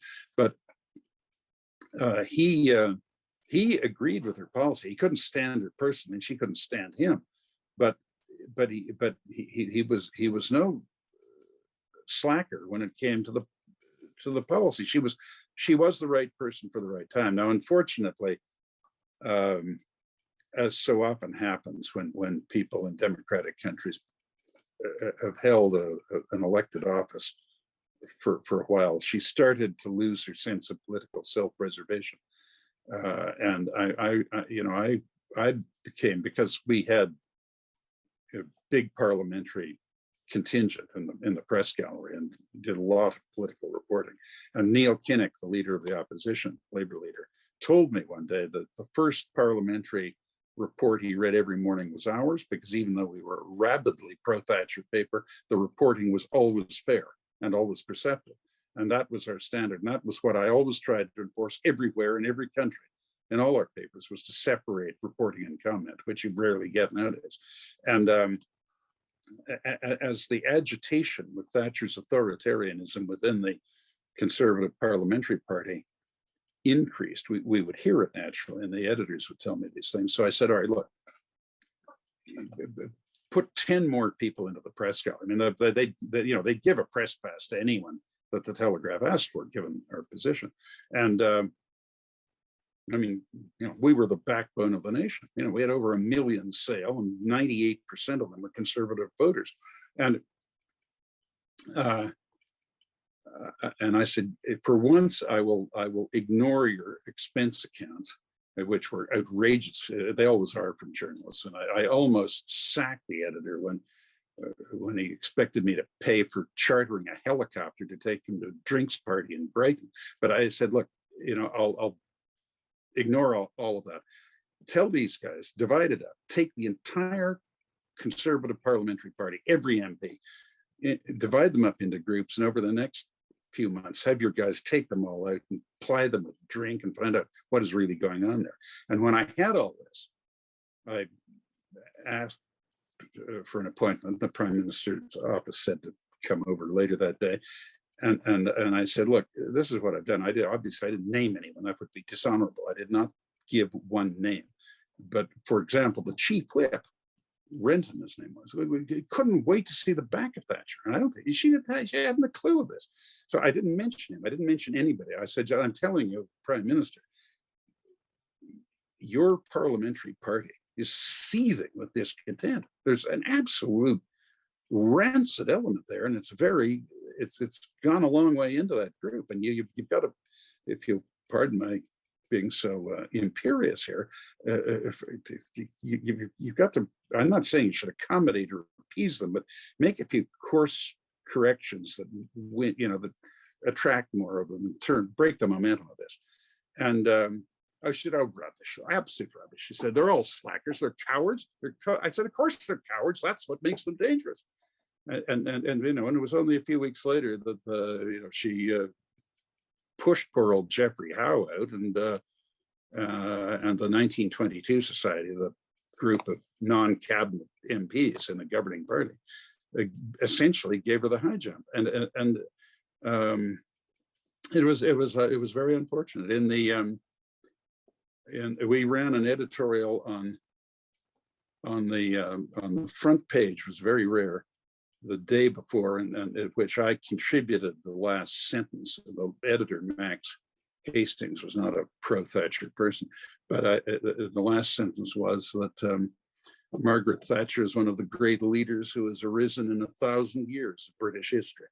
And as long as she wishes to remain as Prime Minister, she may count on the support of this newspaper. And she wrote me a handwritten personal letter thanking her. But she went. And I told the editor to put a black border around the story, and he said, please, you're not serious, are you? So I spared him that, but that's how I felt. It was a tragedy. Not a tragedy, but a sadness. She was a great leader. But Jordan, I don't believe in term limits. I mean, basically the voters will decide, and if they've got a good person in office, let you keep the person there. And in the United States, the only time in the history of that country where anyone sought a third term, the entire future of our civilization depended on his being elected, and that was Franklin D. Roosevelt in 1940, because the Republicans would never have come up with Lend-Lease, and Britain and Canada could not have continued in the war. And they wouldn't have got a war leader as good as that anyway. Wendell Willkie was a good man, but he was no FDR. But if we look back at it, in the last 50 or 60 years, the only leaders in important countries who've left office in good physical health and good political health were the term limited Americans, Eisenhower and Reagan, and maybe Clinton, but more Eisenhower and Reagan. I mean, if they'd been allowed to and had chosen to do it, either of them would have won a third term easily. They were very popular, but as Roosevelt said, you've got to have a new, even though it's you running for re-election, it has to be for a new reason. You have to give the people a new reason to vote for it, which he did do. I mean, he was, beat the Depression, accelerate prosperity, stay out of war, win the war. He had a different thing each time. But I digress. Now, Margaret Thatcher she was very courageous and very admirable. I have to, and also a wonderful person in small ways. I mean, the staff at Downing Street and Chequers loved her. She was terribly polite to these people in a way that, and some of the labor prime ministers like Callahan weren't particularly. And certainly a man like Ted Heath had no manners anyway, so he wasn't polite anyway. He was I rather liked him as a person, and he was an interesting man in a way. I didn't particularly like him politically, but he wasn't very polite. But Margaret Thatcher was very polite to those people, no matter how rough she was on her own ministers. She felt they could defend themselves. But someone serving tea at Downing Street couldn't, and so you had to be polite to these people. And she was never condescending about it. I mean, she was from Grantham. Her father was a grocer, and he was ultimately the mayor of Grantham. So he was a well-known man in Grantham. But in the world of Westminster and Belgravia, and the great and the good, and the dukes and the rich and everything, they looked upon her as a ludicrous figure. I mean, some jumped up battle axe from the Midlands, and she was never particularly self-conscious about that. But it must be said, she was always a little awkward, and in that way, I had a kind of a pass because I wasn't part of that awful class system in Britain. I wasn't anything. I was sort of like from another planet. But I have to say this about her: she did not have a good sense of humor. She occasionally said funny things, but she wasn't a naturally humorous person, which is not the end of the world. But it's nice if you've got a better sense of humor than she did. And she was a little oversimplified in her views sometimes. I mean, the fact is, when you get right down to it, she didn't like Europe because she didn't like the main European nationalities. I mean, the Germans and the French. She didn't mind the Italians, but she couldn't take the Italians seriously. But she rather liked them. But she never forgave the Germans for the war, and she thought the French were sharpers and sly, cunning, and devious people, and she sort of worked in stereotypes. Now, if she met an individual person from Germany or France, obviously perfectly polite to them, but fundamentally she didn't trust either of those countries, and she didn't feel it was really Europe's job to lead the Danes and the Dutch and all these smaller countries that wanted Britain in to help them, you see. And she rather liked the Americans, and she never forgot, and she told me this many times, she never forgot what the United States did in World War II, how desperate Britain's condition was, and how overwhelmingly helpful the Americans were. She had great admiration for Roosevelt, and she said, and each year from 1942, we'd see more and more of the Americans in Britain. And I know there were frictions here and there and things, but to us it was just wonderfully reassuring. More and more of these big, tall, strong American boys would arrive ready to invade Europe. And she was her family were practicing Methodists, and every Sunday they would invite an American serviceman that they would see in the church service to come back with them to have lunch. So they thought it was a nice thing to do to young men overseas or missing their families and so on, to show some hospitality. I mean, she was a very genuine, traditional, low church Protestant, but tolerant, no religious animosities of any kind. Most of her constituents were Jewish, and just straight. What you saw was what you got, but a very strong, good, well-rounded leader. But if what you need, which is what they did need, was someone to make radical change and say the lady is not for turning, and this is what we have a mandate to do, and we're going to do it. She was the perfect leader. Once you got into a subtler situation, that would not be her forte. I mean, you wouldn't confuse her with Disraeli or something. I mean, if she'd gone to the Congress of Berlin instead of Disraeli, they would have ended up at war with Bismarck. I mean, she probably starting as soon as her train left. But it was horses for courses, and she was a wonderful leader for the time. As a person, she was an outstanding person, absolutely loyal. I have great admiration for her, great admiration, and for Dennis too.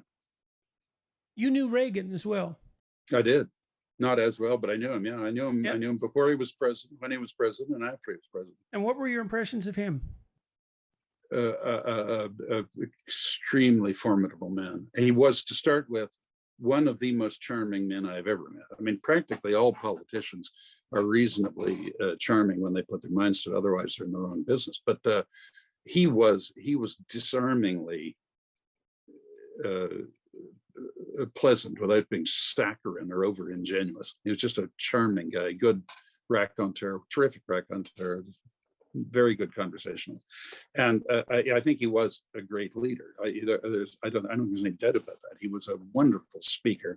He kept it to a few basic points. He vulgarized them, as the French say. Made these complicated issues simple, and it was almost impossible. Is that something he shared with Thatcher, that capability? Yes, but in a slightly different way. He would throw in a humorous aspect that was disarming, and he would also he'd make it a little more anecdotal and folksy, but not where his argument deteriorated.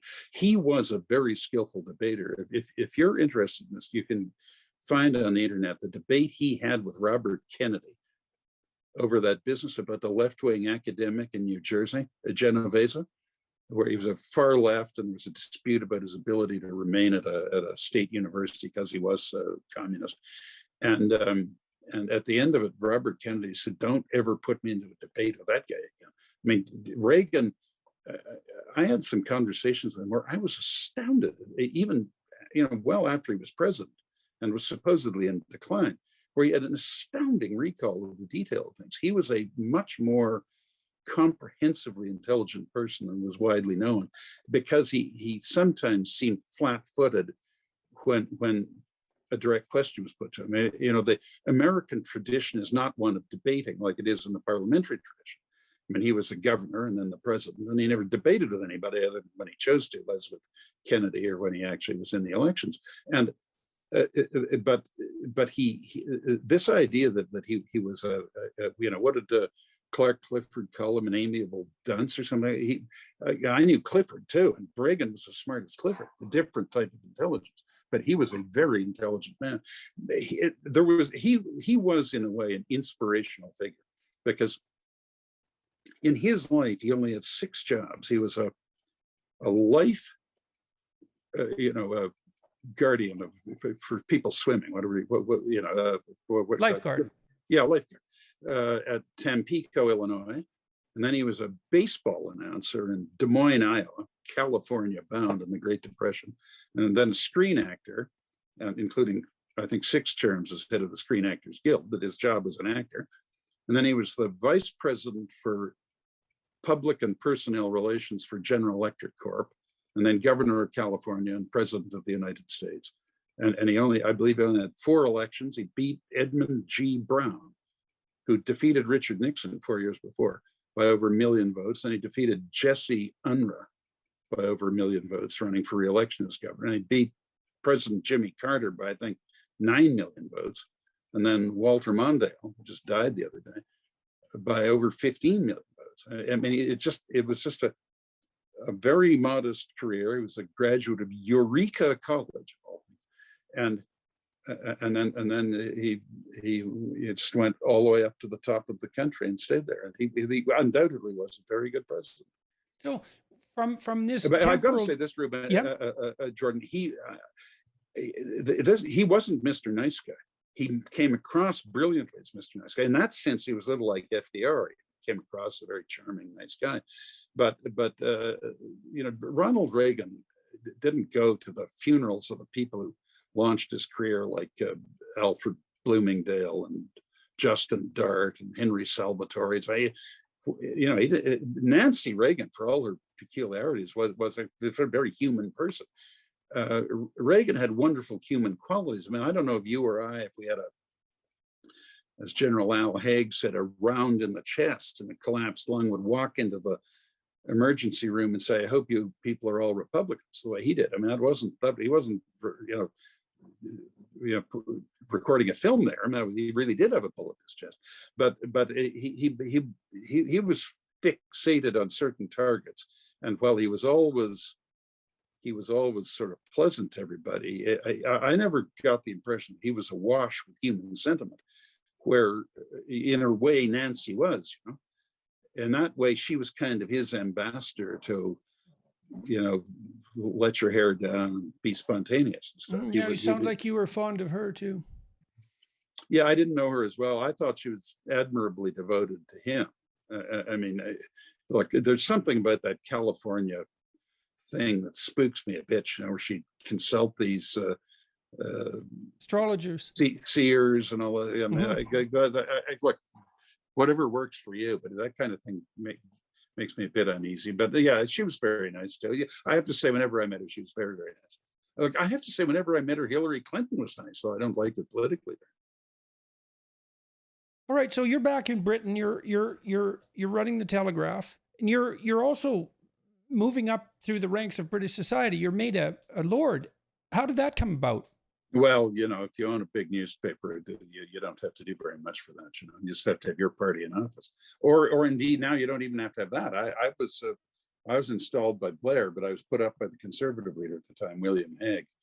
That's basically an ex officio thing. My predecessor had it, and his predecessor was, you know, that was Lord Hartwell immediately had me, and prior to that, Lord Camrose. And what did it mean to you, and what were the responsibilities that are associated with it? Well, it's what you want to make out of it. I mean, if I hadn't had my career interrupted as it was, I would have, I came in as a active peer, and I gave a number of speeches. And my arrangement with the Conservative Whip's office was that I would not presume to advise the British on their pensions or even their schools, but I'd speak on foreign policy and alliance matters. And that's what I did. And that was at the time of the Iraq War, when incidentally, Blair needed us because, you know, well, there are whips in the House of Commons who can normally control the votes. It's a life appointment in the Lords, so you can do anything you want. And peers can get stuff. There's nothing they can do about it. And Blair needed the Conservative peers to support his policy. So he phoned a number of us, including me, and we did support him.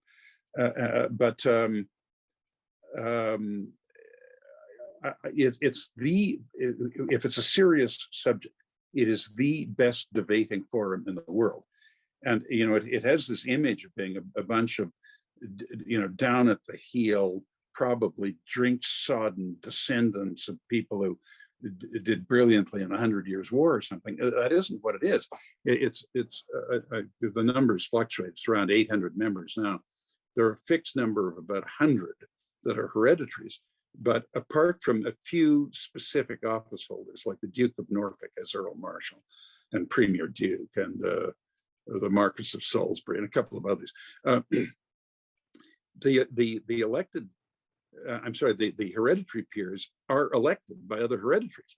So they have a runoff too. I mean, my friend, Lord Rothermere, owner of the Daily Mail, he didn't win. He was defeated by his fellow hereditaries. Lord Rothschild, Jacob Rothschild, he didn't run, but he didn't run because he knew that he wouldn't win.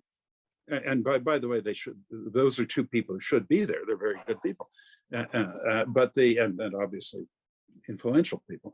But in a serious debate, you remember, you have the previous chiefs of the defense staff, you have the heads of the main universities, you have leading academics, Asa Briggs, for example. You have cultural figures like Andrew Lloyd Webber, Yehudi Menuhin, when I began, and you have leaders of great corporations, the main trade unions, the Trade Union Congress, and so on, and senior cabinet officials. I mean, when I spoke in the Iraq War debate, it was right after the last previous defense secretary, and prior to him, the last previous chief of the defense staff, Field Marshal Brammer, and the way it works is it's very fair.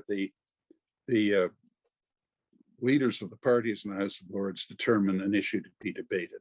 And if people in their groups want an issue debated, there's support for it, they do that. So they meet and they agree, all right, we'll give this, make it, say, a 12-hour debate over several days. And then whoever leads and closes for each party, they're fixed and they, within reason, can speak for as long as they want.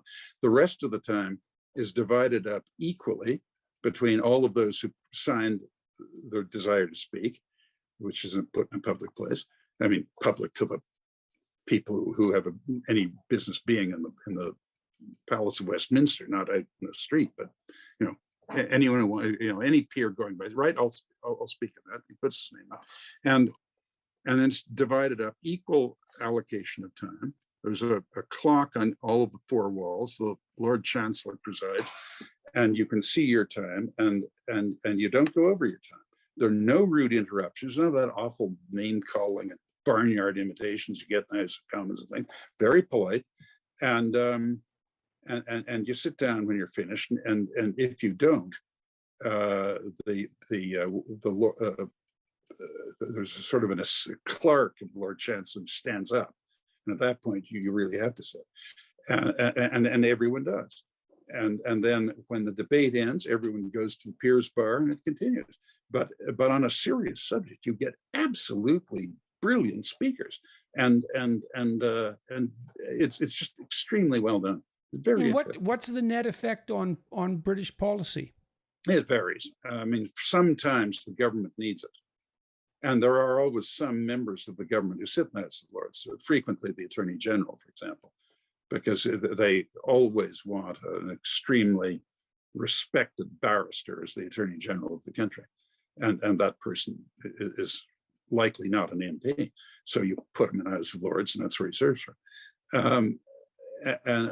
But as a matter of fact, as the business of the country unfolds, generally speaking, the influence isn't great. I mean, they may add an amendment here or there, but these are technical matters. But times arise when, because there are no whips and there is no discipline, I mean, people vote how they want to vote. The position of the House of Lords can be very important. Then all of a sudden, when I was there, and I expect to get back to this one of these days, all of a sudden your phone's ringing, and you're from, some prominent figure in the government you haven't heard from for the last 5 years. They need your vote. And are the debates made available to the public in any form other than printed form? No, they're on television, as the Commons ones are. I should know that. Of course, they're also recorded and available to anyone who wants them, in written form. So, all right. So does your empire, your media empire at this point, does it reach its peak with your acquisition of the Telegraph? Are you growing past that? No, we went on after that. We bought the Chicago Sun-Times. We bought the Fairfax papers in Australia, very distinguished papers. And then we bought the Southern papers in Canada in 1996 and founded the National Post a little after that. And so at that point, it was right in there, was when it was at its height. I mean, and it was a big company. In that industry, it wasn't a big company compared to Microsoft or something, but it was a big company in that industry. So, what's happening to your relationship with Canada while you're in Britain? Well, I came back often, and I kept my house and office here, so I kept it up well. I mean, I come back a lot and spend practically the whole summer here. So it wasn't as if I was absent altogether by any means. And when we had all the papers here, and I would see the papers, I'd be talking to my associates in one business and another here all the time. I was in the United States a lot, and our headquarters was in New York, so I was moving around a lot. And I had homes in different cities. Right. Are you pleased with the way things are going at this point in your life? Yeah, I am now. It was a very difficult patch, and it was very difficult. But yes, now I'm pleased with how things are going. I have been for some years. Sorry, I wasn't clear. When you're in the stage of expansion that you just described. Yes.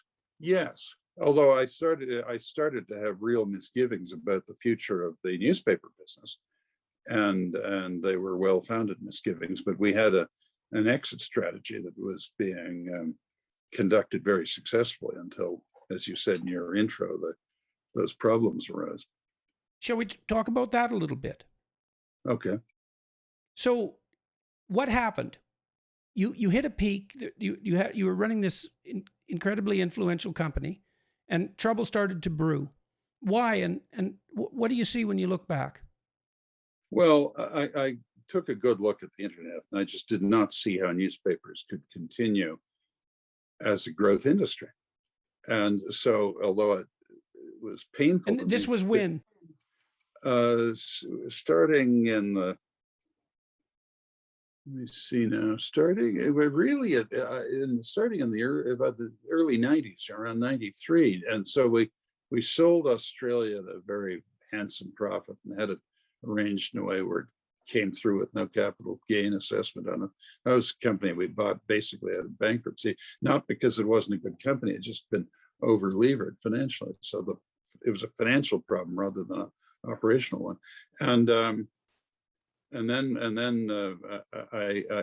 where it really turned was with when I sold most of the Canadian newspapers to Israel Asper, who owned the Global Television Network, and we were continuing to do that. We were rolling these papers out, and the idea is we keep the Telegraph, and basically, and some of the smaller ones in the U.S. that were particularly profitable. If you've seen the movie Groundhog Day, Punxsutawney, Pennsylvania, we owned that paper. 50% of its total revenues were pre-tax profit. It was a very rich paper, not a big paper, but very profitable. And that's where we were proceeding when the legal problems arose. I mean, we were going to distribute the money, not as dividends, but buying in and canceling shares in a way that was voluntary. People wouldn't be, they would tender their shares to us because our offer would be good. And so we would compact the company and keep some cash and reposition it in different businesses. But before we got into the implementation of the expensive part of that, these legal problems arose, and then the whole thing moved sideways and downwards after that. What did you see on the horizon for newspapers that made you nervous about the continued viability of the business? I just didn't see how we could hold the readers against the internet, that the incursions of the internet would be irresistible. So, yeah, we just didn't ultimately have a defense against it. Mm-hmm. And we tried various things. We put up internet sites, but they were really just enticements to come into the physical paper. And essentially, that was the problem with the newspaper industry's response. It put things on the internet, but unless you just give your content away free, in which case you're eventually going to go bankrupt, you're really trying to entice people to buy your product and pay for the huge physical plants that print the papers and the vast networks that distribute them. And that was the problem. The internet had no cost to newsprint and no cost to delivery. Yeah, well, and it's also an incredibly effective place to advertise. And so, my prognosis was right and my remedy was right. There were problems, but they weren't problems created by me. And what caused the legal problems? Well, we're getting into a real jungle here, but essentially what happened was that some activist shareholders who were essentially in the green mail business, they would buy into a company where they saw that ultimately the value of it could be greater, and then agitate for sale. So they would start stirring up shareholders and creating scenes at the shareholders meetings and things like this. Well, I never had any problem at the shareholders meetings, and right to the end, I never had the slightest problem winning any vote at those meetings. But what they did was they exploited an American provision of the Securities and Exchange Act as amended, that enabled them to set up a special committee to review what they were complaining about, which was that some of these people, when they bought assets from us, paid a non-compete fee to my associates and myself personally. And this is done in that business. And for example, in Canada, when we sold to Izzy Asper, at the same time, the Sun papers were for sale because I believe McLean Hunter had a cross-media problem where they couldn't own the television, the cable, and the newspaper in the same city. So you had papers coming up for sale in Calgary and Edmonton and Ottawa, where we had papers. So Asper wanted a non-compete from us. You say we wouldn't then take his money and go and buy another paper, hire everyone away from the place we just left and compete with them. So that was a reasonable thing to do. But anyway, we had people who complained and said it shouldn't go to us. And now in the case of Asper, that didn't go anywhere because he wrote me a letter saying that he wanted this and he wanted it from us, and there was no ambiguity about that. But some of the cases in the US were more ambiguous, but we could have managed all of that. But once it got going, the special committee and its counsel discovered that an associate of mine had done some naughty things. And in the American manner, having done the naughty things, he said, all right, look, I will give evidence against Mr. Black. Never mind that Mr. Black had not done any naughty things.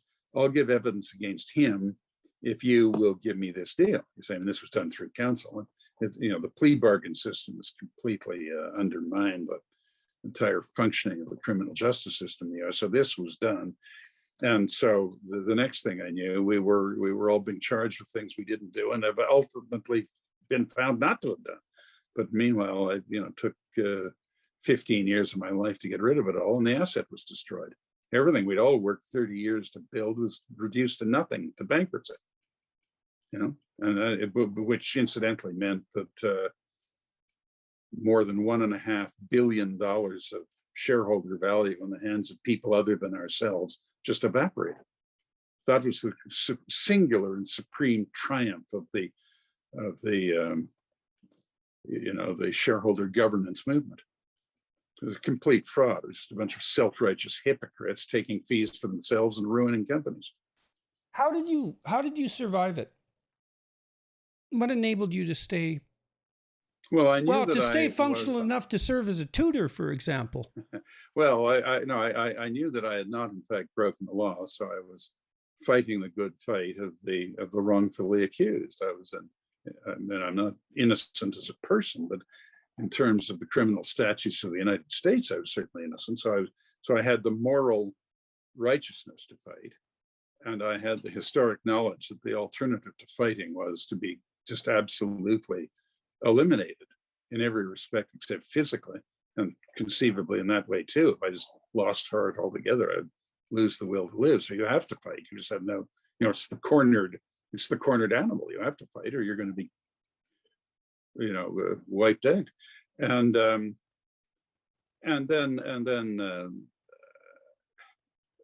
in the area I think you're getting at, maintenance of morale, it was very difficult at times, but I'm of that view that believes that essentially life is a privilege, and that you make the most of it, however bad it is, and unless you're sort of terminally ill and at death's door, you can always derive some satisfaction from the privilege of life, even if it's just going outside, breathing the fresh air, and looking at a blue sky and seeing leafy trees moving around in the breeze. It's wonderful when you compare it to nothing, which is the alternative. And so there is a duty to carry on, and both my experience individually and as an observer and such acquaintances I have with history shows that fortunes change, and if you can persevere long enough, you come through things and live to fight another day. So I mean, it sounds pretty humdrum. No, no, I wouldn't say so. Not when it's acted out in reality. And you said that you're satisfied with your life at the moment, that it's full and it's rich. And Oh, it's good now. It's good now. I know. Look, I'm following Napoleon's advice to regain lost territory in the inverse order of their loss. So I'm sort of bootstrapping myself up in one way and another. But I have a new I have a new perspective now that I would not have had. And I'm not saying I'm glad I went through all I did, but it had its rewards and its rich experiences, including the ones you mentioned about the prison. But I would never have had the prominence as a commentator that I do. I have millions and millions of readers in the United States, and I'm astounded at how many people read my stuff. And and I get invitations to speak and go on tours and things, and go out and when we're not hobbled by a pandemic, go out and cruises in the Mediterranean and talk to people on the cruise ships and things. And it's also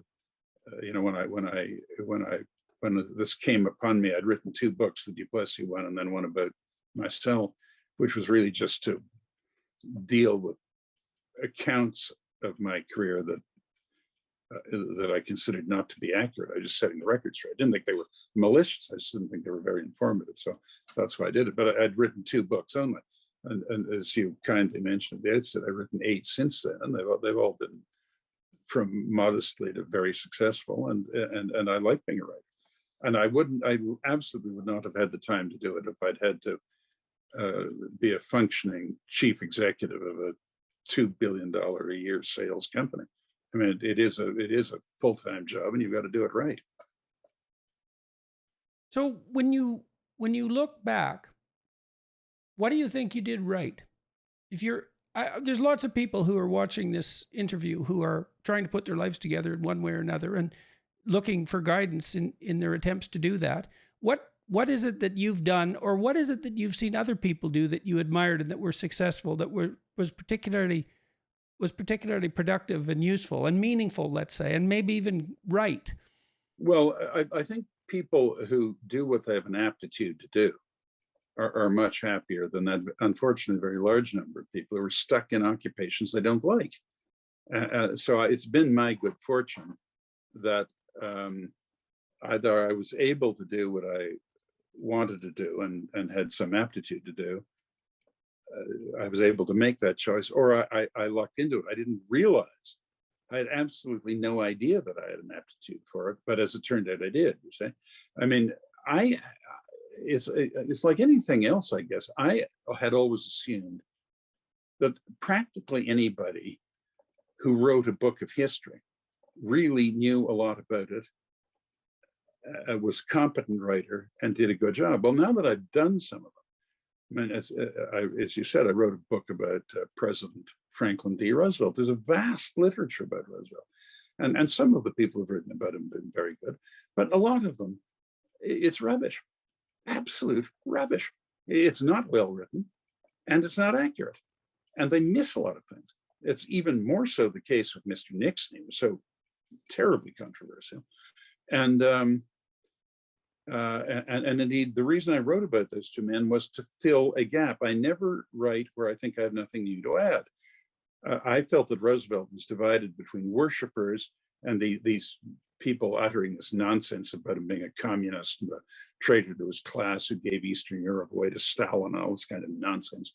And the thing to do was to put it out. He was neither a saintly man nor a communist, but he was extremely important and capable and talented political leader and leader of a government, but for the reasons I enumerated, not out of cant and emotionalism.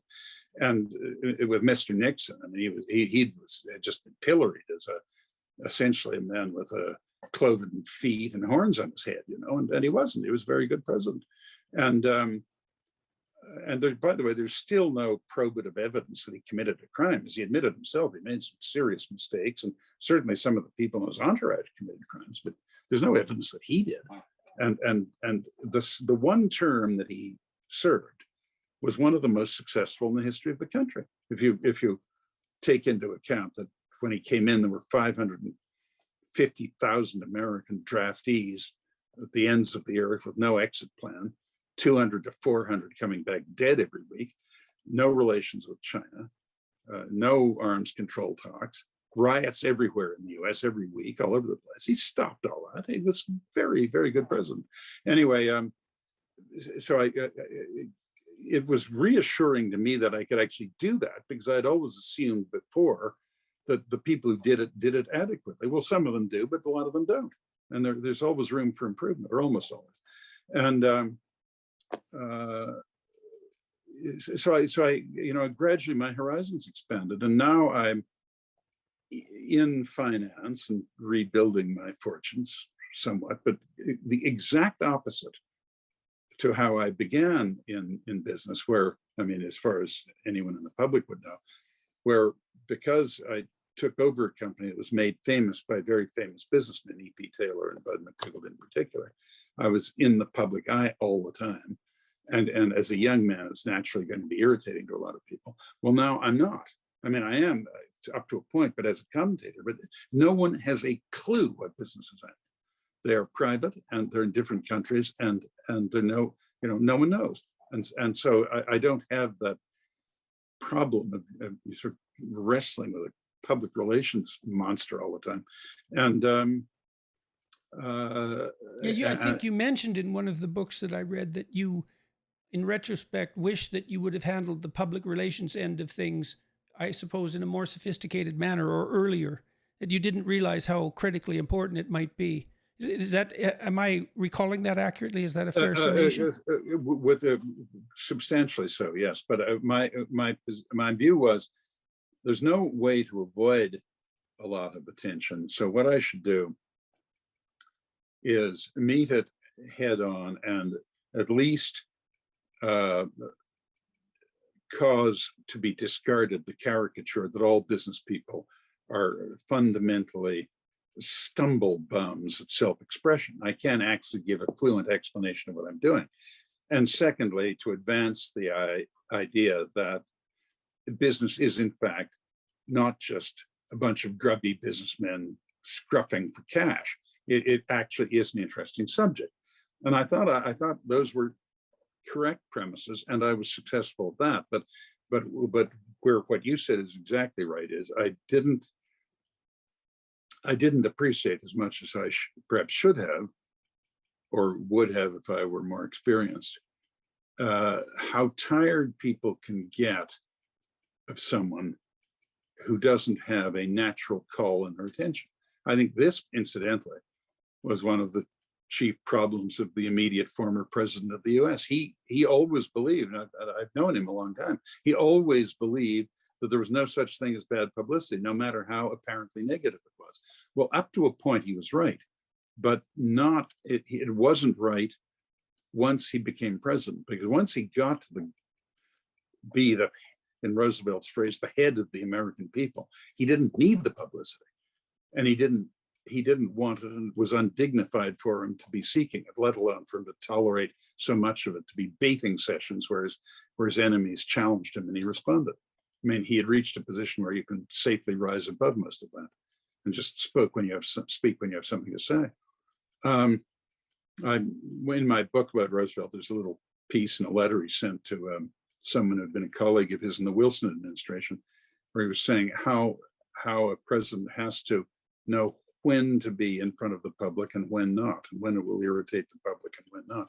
Well, I wish I had, obviously I never had a position of 1% of the consequence of being president of the US, but I wish I had taken that on board, even at the modest scale of where I was, before I embarked on all this. But part of surviving and growing older is you learn things. I think perhaps that's a good place to stop. Sure. Okay. Well, I've kept you too long. I hope either people find some of it interesting, or if not, they should put it on when they're afraid they may be suffering from insomnia. Well, look, thank you extremely for talking with me today, and for No, always a pleasure. Always a pleasure, Jordan. I appreciate it very much, and I hope we get to do it again. There's many things that we didn't talk about. I didn't talk about any of your opinions about current affairs or about the future, or many things that I would have liked to have discussed. But No, we can do it another time if you want. great.